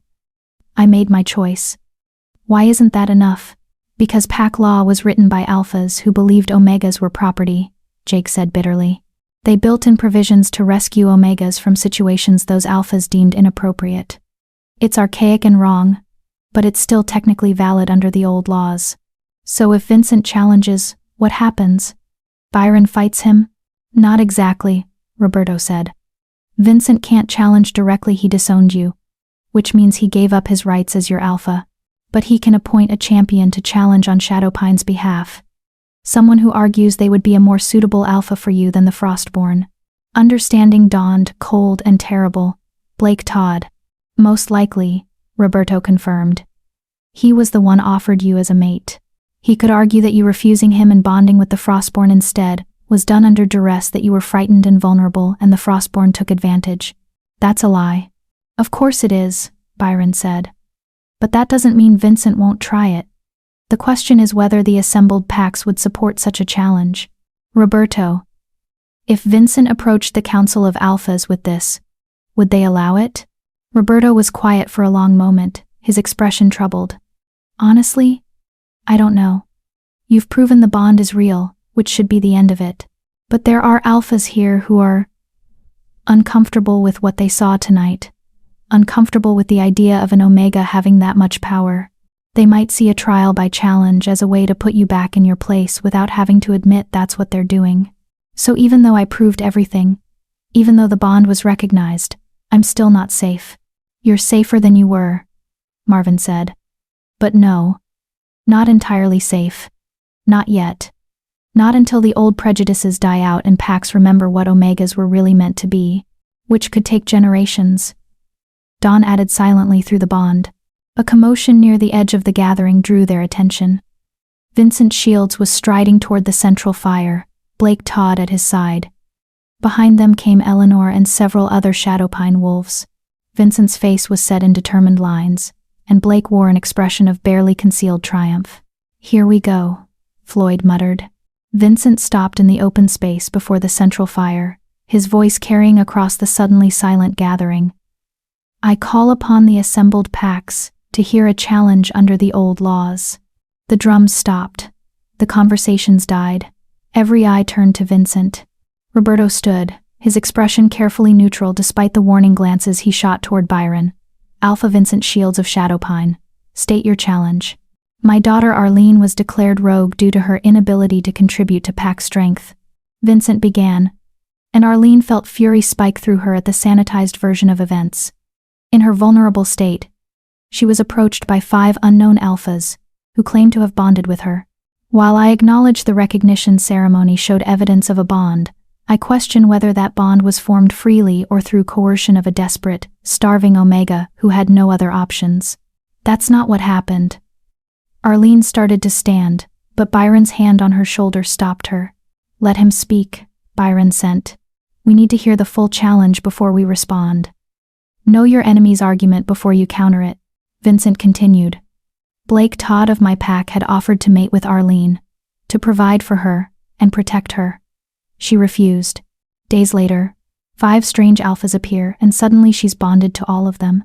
I submit that no Omega in her right mind would refuse a respectable offer from her own pack only to immediately bond with complete strangers unless those strangers use their power to manipulate and coerce her. You declared her rogue. Byron's voice cut across the gathering like a blade. You gave her to Blake like property, and when she refused, you stripped her of pack protection. She was within her rights to bond with whoever she chose after that. Was she? Vincent's smile was cold. Or was she too traumatized, too desperate, too starved and broken to make a rational choice? The Frostborn found her in that state, a state I admit I allowed, though I didn't realize how bad it had gotten and they exploited her vulnerability. That's not a true bond. That's manipulation. This is insane, Jake said. We didn't manipulate anyone. The Omega bond cannot be forced, everyone knows that. Normally, yes, Vincent agreed.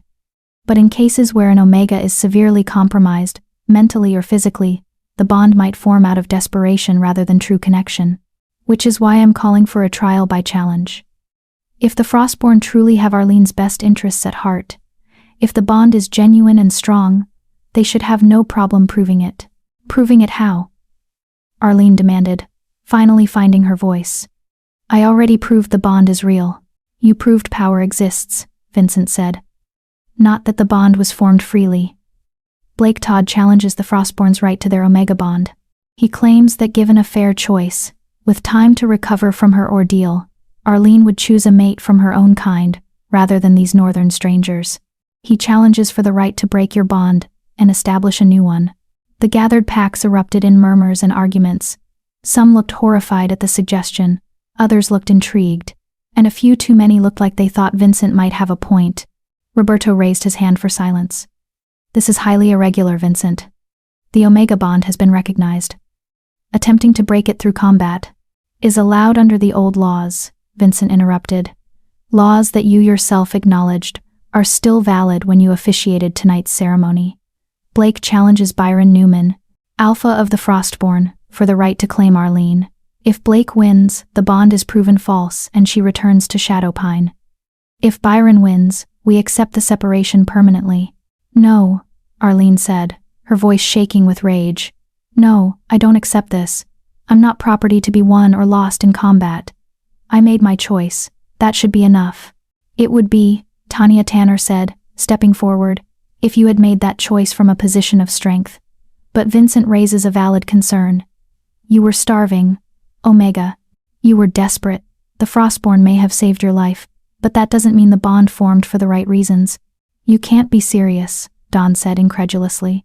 You saw the ceremony. You felt the power. That's not manipulation, that's the ancient magic working exactly as it should.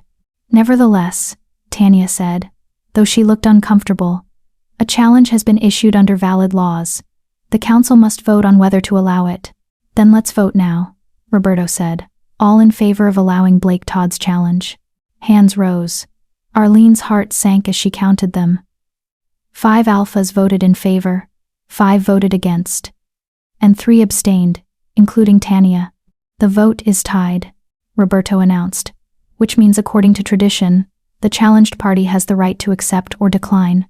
Byron Newman, do you accept Blake Todd's challenge? Every eye turned to Byron.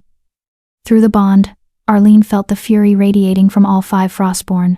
They wanted to refuse, to tell Vincent and Blake, and everyone who supported this farce exactly where they could put their challenge.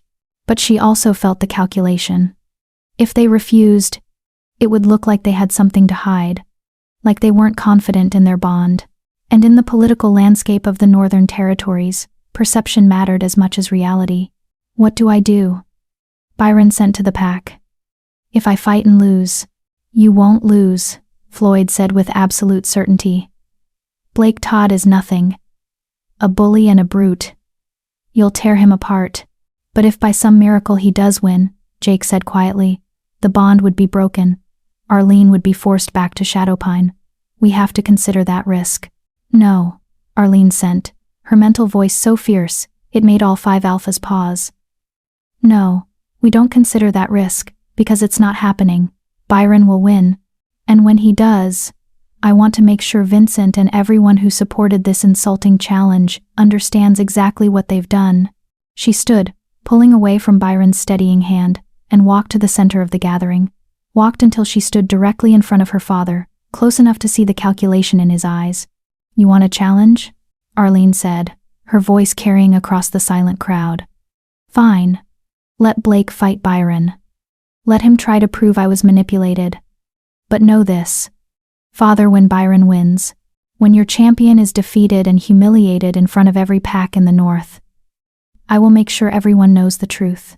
Not your sanitized version where you didn't realize how bad it had gotten. The truth about how you deliberately starved me.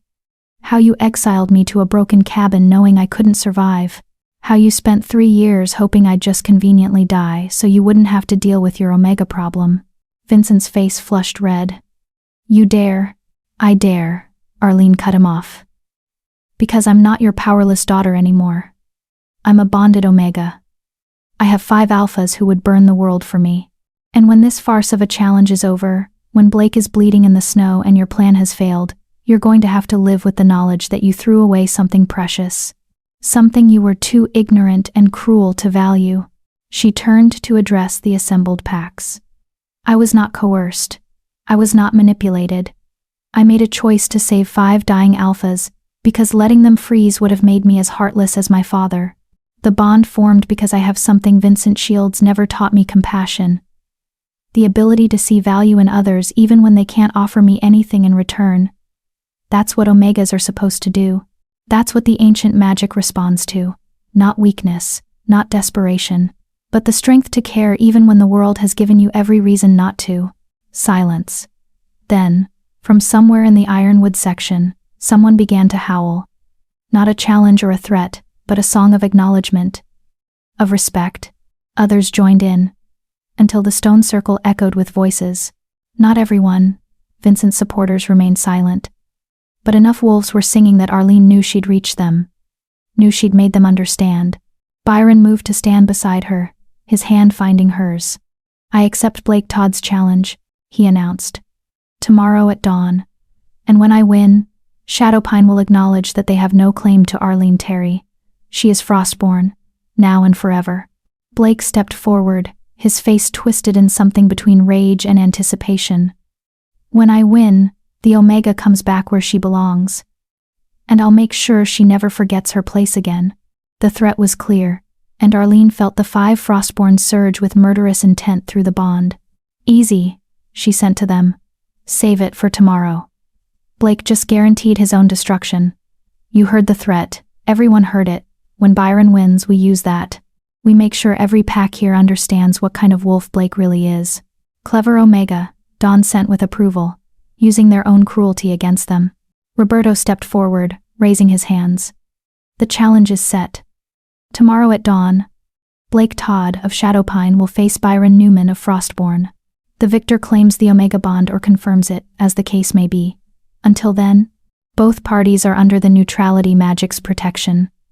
No violence, no interference. Tomorrow we settle this the old way." The gathering began to disperse, packs returning to their camps to discuss what they'd just witnessed. Arlene turned to head back to the Frostborn camp, but found Eleanor blocking her path. "This is your fault," Eleanor hissed quietly, so only Arlene could hear. If you'd just accepted Blake when father offered him, none of this would be happening. You could have had peace, security, a place in the pack. But you had to be difficult. You had to run off and bond with strangers. And come back here flaunting power you don't deserve. Arlene looked at her sister, this beautiful, powerful alpha who had everything, and understood nothing and felt only sadness. I didn't deserve to be starved, Arlene said quietly. I didn't deserve to be treated like garbage for 3 years.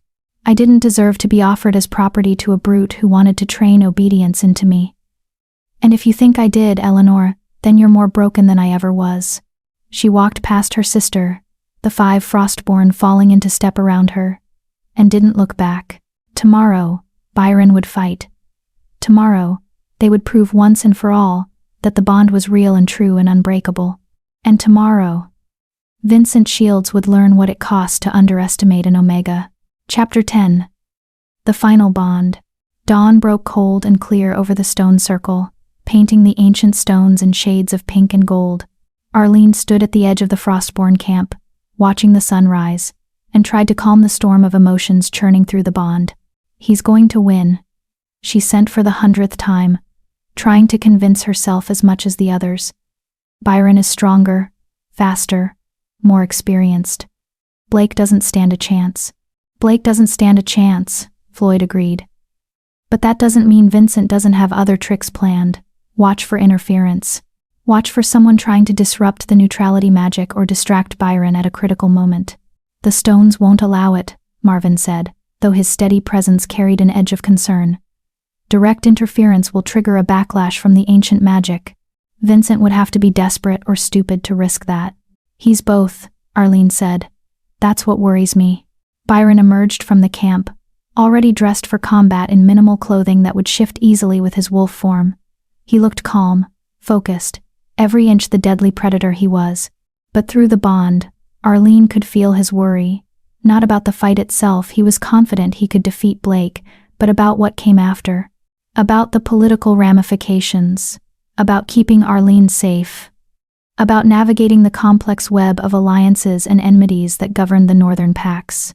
Stop overthinking, Arlene said aloud, moving to stand in front of him. You're the strongest alpha I've ever met. This is just one fight. You've survived centuries, you'll survive this. Byron's hand cupped her cheek, his thumb brushing across her skin. It's not surviving I'm worried about.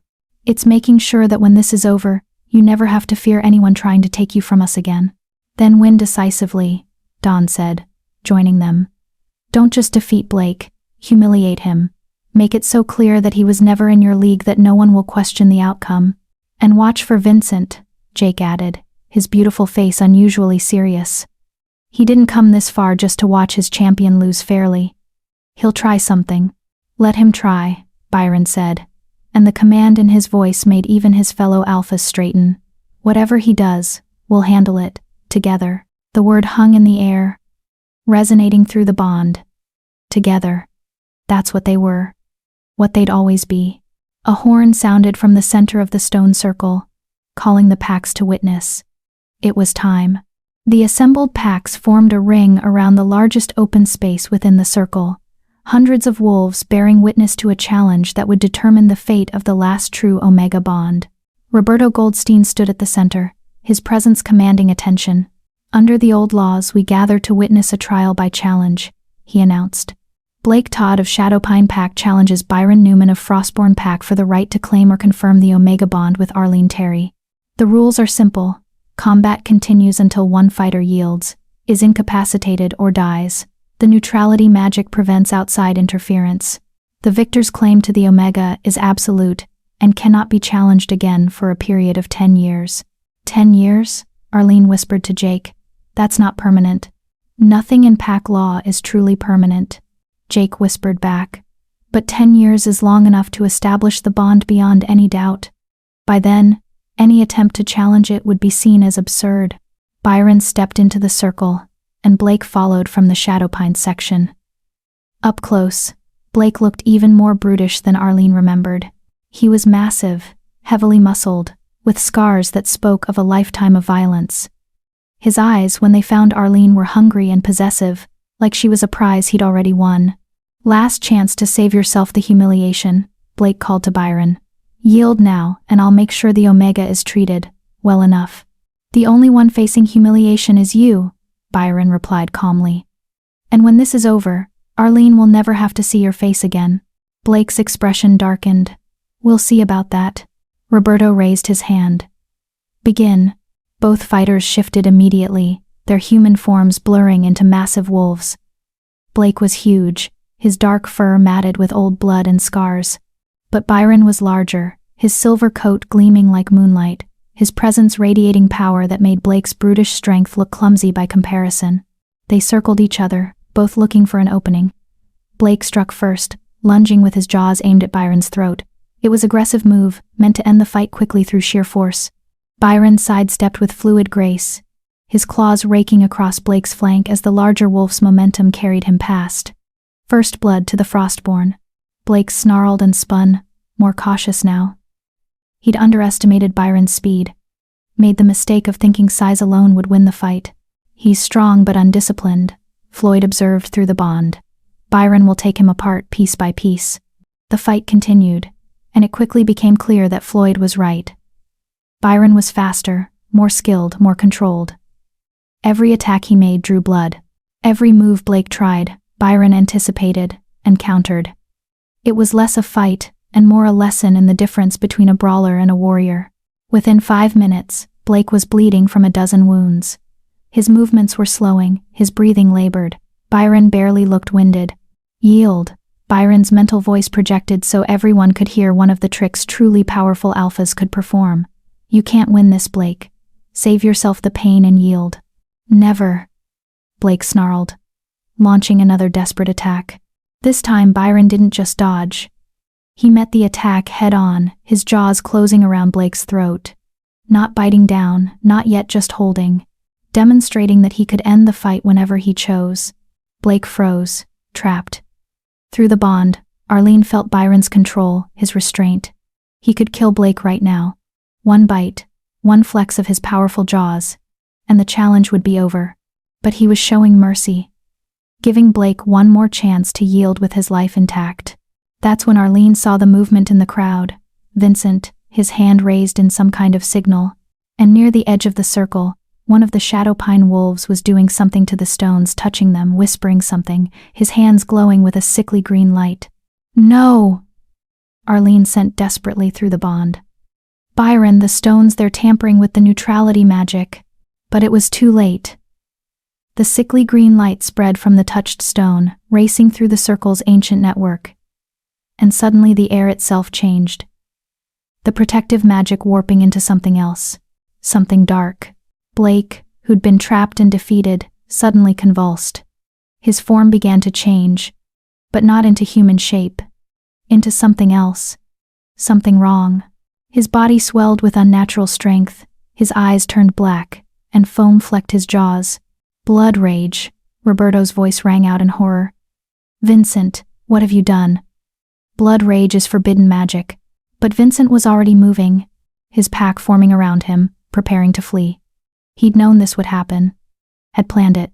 If Blake couldn't win fairly, Vincent had ensured he'd win by any means necessary.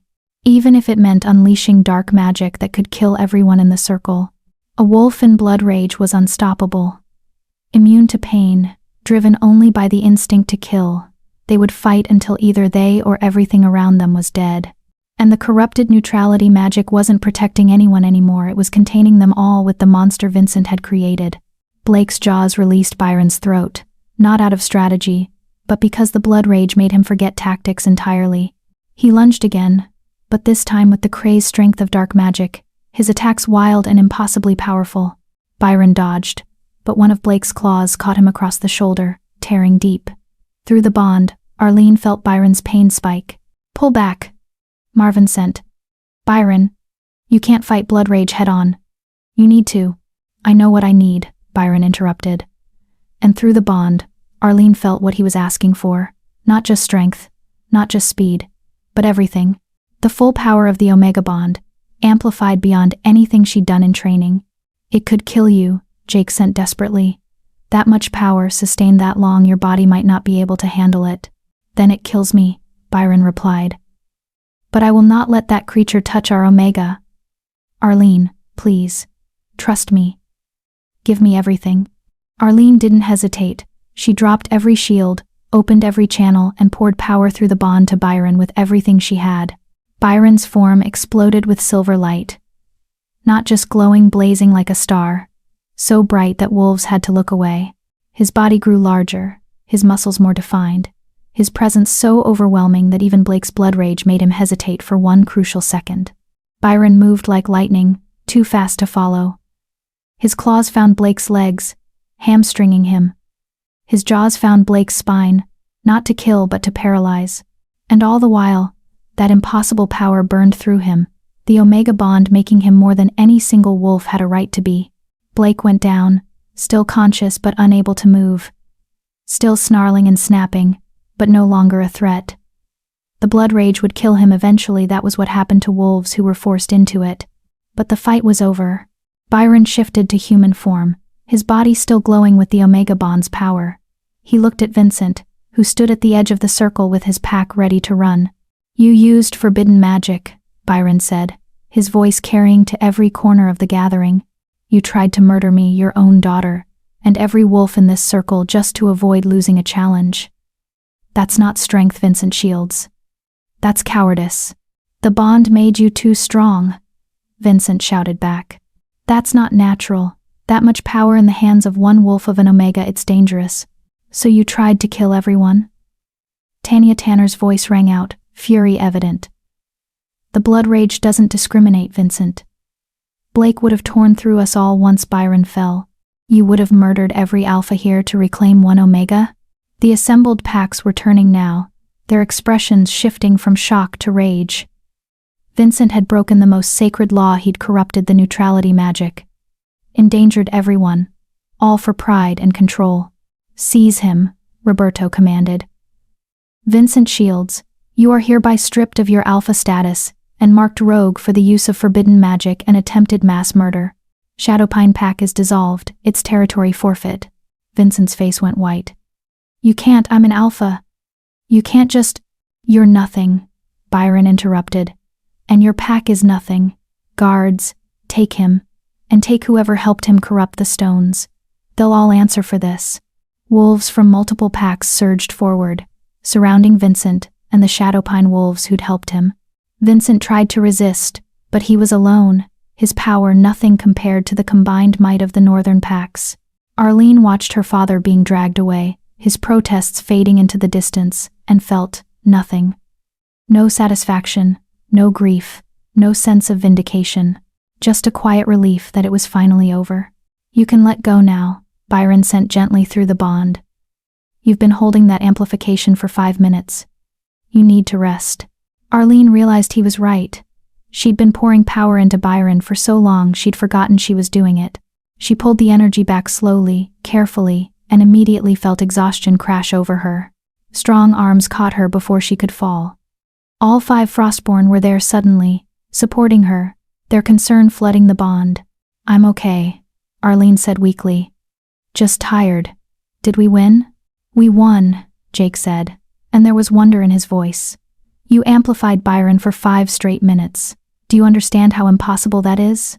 Most Omegas can barely maintain amplification for 30 seconds. Because most Omegas are trained to think small, Dawn said. Arlene never learned those limitations. She just did what needed to be done. Roberto approached, his expression a mixture of awe and concern. That was the most extraordinary display of Omega power I've witnessed in my entire life. And I'm 200 years old. Is Blake? Arlene asked. Dying, Roberto said bluntly. The blood rage will burn through him in another hour or so. There's no cure once it takes hold. I'm sorry, Arlene. I know he was your packmate once. He stopped being my packmate when he tried to claim me as property, Arlene said. I don't mourn him. I mourn what he could have been if someone had taught him that strength doesn't mean cruelty. Roberto nodded slowly. Wise words. You're going to make an interesting addition to Northern politics, Omega. The Frostborn pack is officially recognized, the bond is confirmed beyond any doubt, and you've just made it clear that anyone who threatens you will face something more powerful than they can imagine. Good, Floyd said. Let them fear. Let them understand that our Omega is not to be touched. What about Eleanor? Arlene asked suddenly. And the rest of Shadowpine? You said the pack is dissolved? The pack is dissolved, Roberto confirmed. Its members will be absorbed into other packs or declared rogue, depending on their level of involvement in Vincent's scheme. Your sister. That will be her choice. If she was complicit, she faces consequences. If she was ignorant of her father's plans, she can petition for admission to another pack. Arlene thought about Eleanor, about the sister who'd made her life miserable for years. Part of her wanted Eleanor to suffer, to face the same rejection and isolation Arlene had endured. But another part, the part that had saved 5 dying wolves when it would have been easier to let them freeze, couldn't quite wish that fate on anyone. If Eleanor wasn't involved in the blood rage, Arlene said slowly, if she didn't know what Vincent was planning, then I won't oppose her finding a new pack. But she's not welcome in Frostborn territory. Some wounds are too deep to forgive. Fair enough, Roberto said. I'll make sure the council knows your position. And now, if you'll excuse me, I need to help coordinate the investigation into who helped Vincent with the forbidden magic. This is going to be a mess to untangle. He left, and the Frostborn pack was finally alone, or as alone as they could be in a gathering of hundreds. Can we go home now? Arlene asked. I just want to go home. Yes, Byron said, pulling her close. We can go home. The challenge is won, the bond is confirmed, and you never have to face these people again if you don't want to. Until the next summit, Dawn reminded them. Then we'll deal with that when it comes, Marvin said. For now, our Omega has earned rest and peace and the comfort of her own territory. They gathered their belongings and prepared to leave. But before they could depart, a small figure approached from the Shadowpine section. Eleanor, her face pale, her eyes red from crying. Arlene, she said, her voice small in a way Arlene had never heard before. Can I talk to you? Just for a moment? The 5 Frostborn tensed, ready to intervene, but Arlene raised her hand. It's all right, let her speak. Eleanor stepped closer, and Arlene could see her sister was shaking. I didn't know, Eleanor said. About the blood rage. About Father's plan. I swear, Arlene, I didn't know. He told me it was just going to be a fair challenge. That Blake would win because he was stronger, and you'd come back to Shadowpine where you belonged. I didn't know he was planning to do what he did. Would it have mattered? Arlene asked quietly. If you had known, would you have stopped him? Or would you have let it happen because you thought I deserved it? Eleanor flinched like she'd been struck. I don't know, and that's what's killing me, Arlene. I don't know if I would have stopped him. I spent so long being jealous of you, being angry that you existed, that even when I saw how badly Father was treating you, I told myself you deserved it, that you were weak and useless, and her voice broke. And I was wrong. You were never weak. I was just too blind and cruel to see it. Tears were streaming down Eleanor's face now, and despite everything, Arlene felt something in her chest soften. Just a little. I was a terrible sister, Eleanor continued. I made your life hell because I was scared. Scared that even though I had all the power and all the strength and all the attention, somehow you would still end up mattering more than me. And now look, you've bonded with 5 legendary alphas. You've displayed power I can't even imagine possessing, and you've made me look like exactly what I am. Small, petty, broken. Eleanor. No, let me finish, Eleanor interrupted. I don't expect your forgiveness. I don't deserve it. But I need you to know that I'm sorry. For all of it. For every cruel word, every humiliation. Every time I stood by while Father treated you like garbage. I'm sorry, Arlene. And I'm going to spend the rest of my life trying to be better than the person I was. Arlene looked at her sister, this powerful alpha who'd had everything and lost it all in one night, and made a choice. I can't forgive you, Arlene said honestly. Not yet. Maybe not ever. What you did, what you let happen, that's not something that goes away just because you're sorry now. Eleanor nodded, accepting the judgment. But, Arlene continued, I don't hate you either. And if you really do want to be better, if you really do want to learn what it means to use strength without cruelty, then maybe someday we can talk again. Not as sisters. We'll never be that again. But maybe as 2 wolves who learned hard lessons about what matters. Eleanor's eyes widened with something that might have been hope. You mean that? I mean it. But Eleanor, you need to understand that the world you're walking into now, the world where you're not the powerful alpha princess anymore, it's going to be hard. Really hard. And you're going to be tempted to become bitter, to blame others for your fall. Don't do that. Own what you did wrong. Learn from it. Become someone who makes amends rather than excuses. I will, Eleanor whispered. I promise, Arlene. I will. Arlene nodded, then turned away. She'd said what needed to be said. What Eleanor did with it was her choice. The Frostborn pack left the stone circle as the sun climbed higher, leaving behind the chaos of dissolved packs and political upheaval. They traveled for 3 days, the journey easier now that Arlene wasn't running from anything, just running toward home. 3 months later, Arlene stood on the balcony of the main hall, looking out over Frostborn territory. Spring was beginning to touch the northern lands, melting snow revealing the first hints of green beneath. The territory had grown in the months since the summit, other wolves seeking admission, beings from various species asking for sanctuary. Families who'd heard of the bonded pack and wanted to be part of something stable. The Frostborn were no longer dying. They were thriving. Penny for your thoughts, Byron sent, joining her on the balcony. His presence was warm and solid, the bond between them stronger than ever. Just thinking about how much has changed, Arlene replied. 3 months ago, I was alone in a freezing cabin, convinced I'd die there. Now I'm standing in my home, surrounded by pack, watching our territory grow. It doesn't feel real sometimes. It's real, Byron said, wrapping his arms around her from behind. And it's only going to get better. We received word from Roberto this morning. Tanya Tanner wants to discuss an alliance. 3 other packs have sent inquiries about trade agreements. The North is finally starting to remember what it means to have a true Omega bond in their midst. Is that good or bad? Good, mostly. Though it means more politics, more negotiations, more summits to attend. Arlene groaned, and Byron's laughter rumbled through the bond. Don't worry. We'll handle the boring parts. You just have to show up, be yourself, and remind everyone why challenging the Frostborn would be a terrible idea. No pressure. None at all, Byron said, his tone suggesting exactly the opposite. The other 4 Frostborn joined them on the balcony, drawn by the conversation through the bond. This was what they did now, gathered together in comfortable silence, sharing thoughts and feelings and the simple joy of being pack. Katie says we need to expand the main hall, Jake announced. Too many new residents. We're going to need more sleeping quarters, a larger dining area, maybe a proper training facility. Already designed, Floyd said, pulling out a rolled parchment. Been working on it for weeks. Figured we'd need the space eventually. Look at you, planning ahead, Dawn teased. What happened to we'll deal with problems when they arise? I'm learning, Floyd grumbled. Arlene's been teaching me about patience.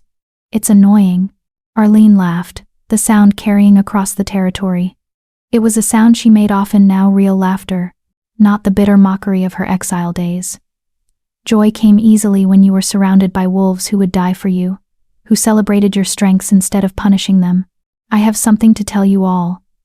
Arlene sent through the bond, her mental voice suddenly serious. 5 pairs of ice blue eyes turned to her immediately, concern flooding the connection. What's wrong? Byron asked aloud. Nothing's wrong, Arlene said, and she was smiling. It's just, I've been feeling something through the bond for the past week, something new, and I finally figured out what it is. What? Jake asked, moving closer. The bond is deepening, evolving.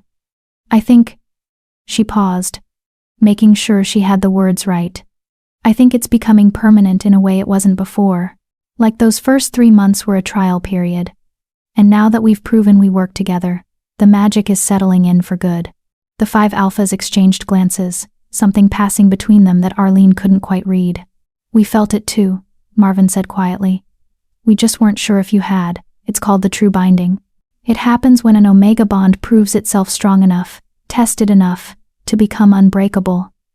Not even death can sever it completely after a true binding. Not even death? Arlene repeated. The magic binds souls, not just bodies, Dawn explained. If the bond reaches true binding and one of us dies, the connection remains. Weaker, but present, like an echo. It means we'll always be able to find each other, even across the veil between life and death. That's intense. It is, Byron agreed. Which is why we wanted to make sure you were ready. True binding can't be undone. Once it completes, you're Frostborn forever, not just in pack affiliation, but in your very essence. Your soul becomes intertwined with ours. Are you asking for my permission? Arlene asked. Or is this happening whether I want it or not? Both, Jake said. The magic is already moving toward true binding. But you can stop it if you choose. Fight it, refuse it, and the bond will remain at its current strength but never deepen further. You have a choice, Arlene. You've always had a choice. Arlene looked at each of them. Byron with his fierce protectiveness. Jake with his gentle wisdom. Floyd with his scarred strength. Marvin with his steady patience. Dawn with his sharp insight. These 5 alphas who'd searched 50 years to find her. Who'd faced blood rage and politics, and the prejudices of the entire North just to keep her safe. The choice wasn't difficult at all. Let it happen, Arlene said. I'm ready. I want the true binding. I want to be Frostborn forever. The relief and joy that flooded through the bond was overwhelming. All 5 alphas pulled her into an embrace, and Arlene felt the magic surge, felt those silver threads that connected them begin to glow brighter, stronger, more permanent. It didn't hurt. It felt like coming home after a long journey, like finding the missing piece of a puzzle you'd been trying to solve your entire life. Welcome home, Omega, the 5 alphas sent as one. Welcome to forever. And as the sun set over Frostborn territory, as the true binding completed and sealed 6 souls together in an unbreakable connection, Arlene Terry, once the rejected Omega of Shadowpine, now the heart of the Frostborn, smiled. She'd survived starvation, exile, and a father who'd tried to break her. She'd bonded with 5 legendary alphas, proven herself before the northern packs, and changed the political landscape of an entire region. But more than any of that, she'd learned the most important lesson of all. Strength wasn't about dominance or cruelty or power over others. Real strength was about connection, about choosing compassion, even when the world gave you every reason to be cruel, about building something beautiful out of broken pieces. And she was the strongest wolf she knew, not despite being an Omega, but because of it. Epilogue. 2 years later, the Northern Territory's summit had changed. Where once it had been a gathering of suspicious packs barely tolerating each other's presence, it had become something closer to a true alliance. The Frostborn bonded pack had sparked a revolution.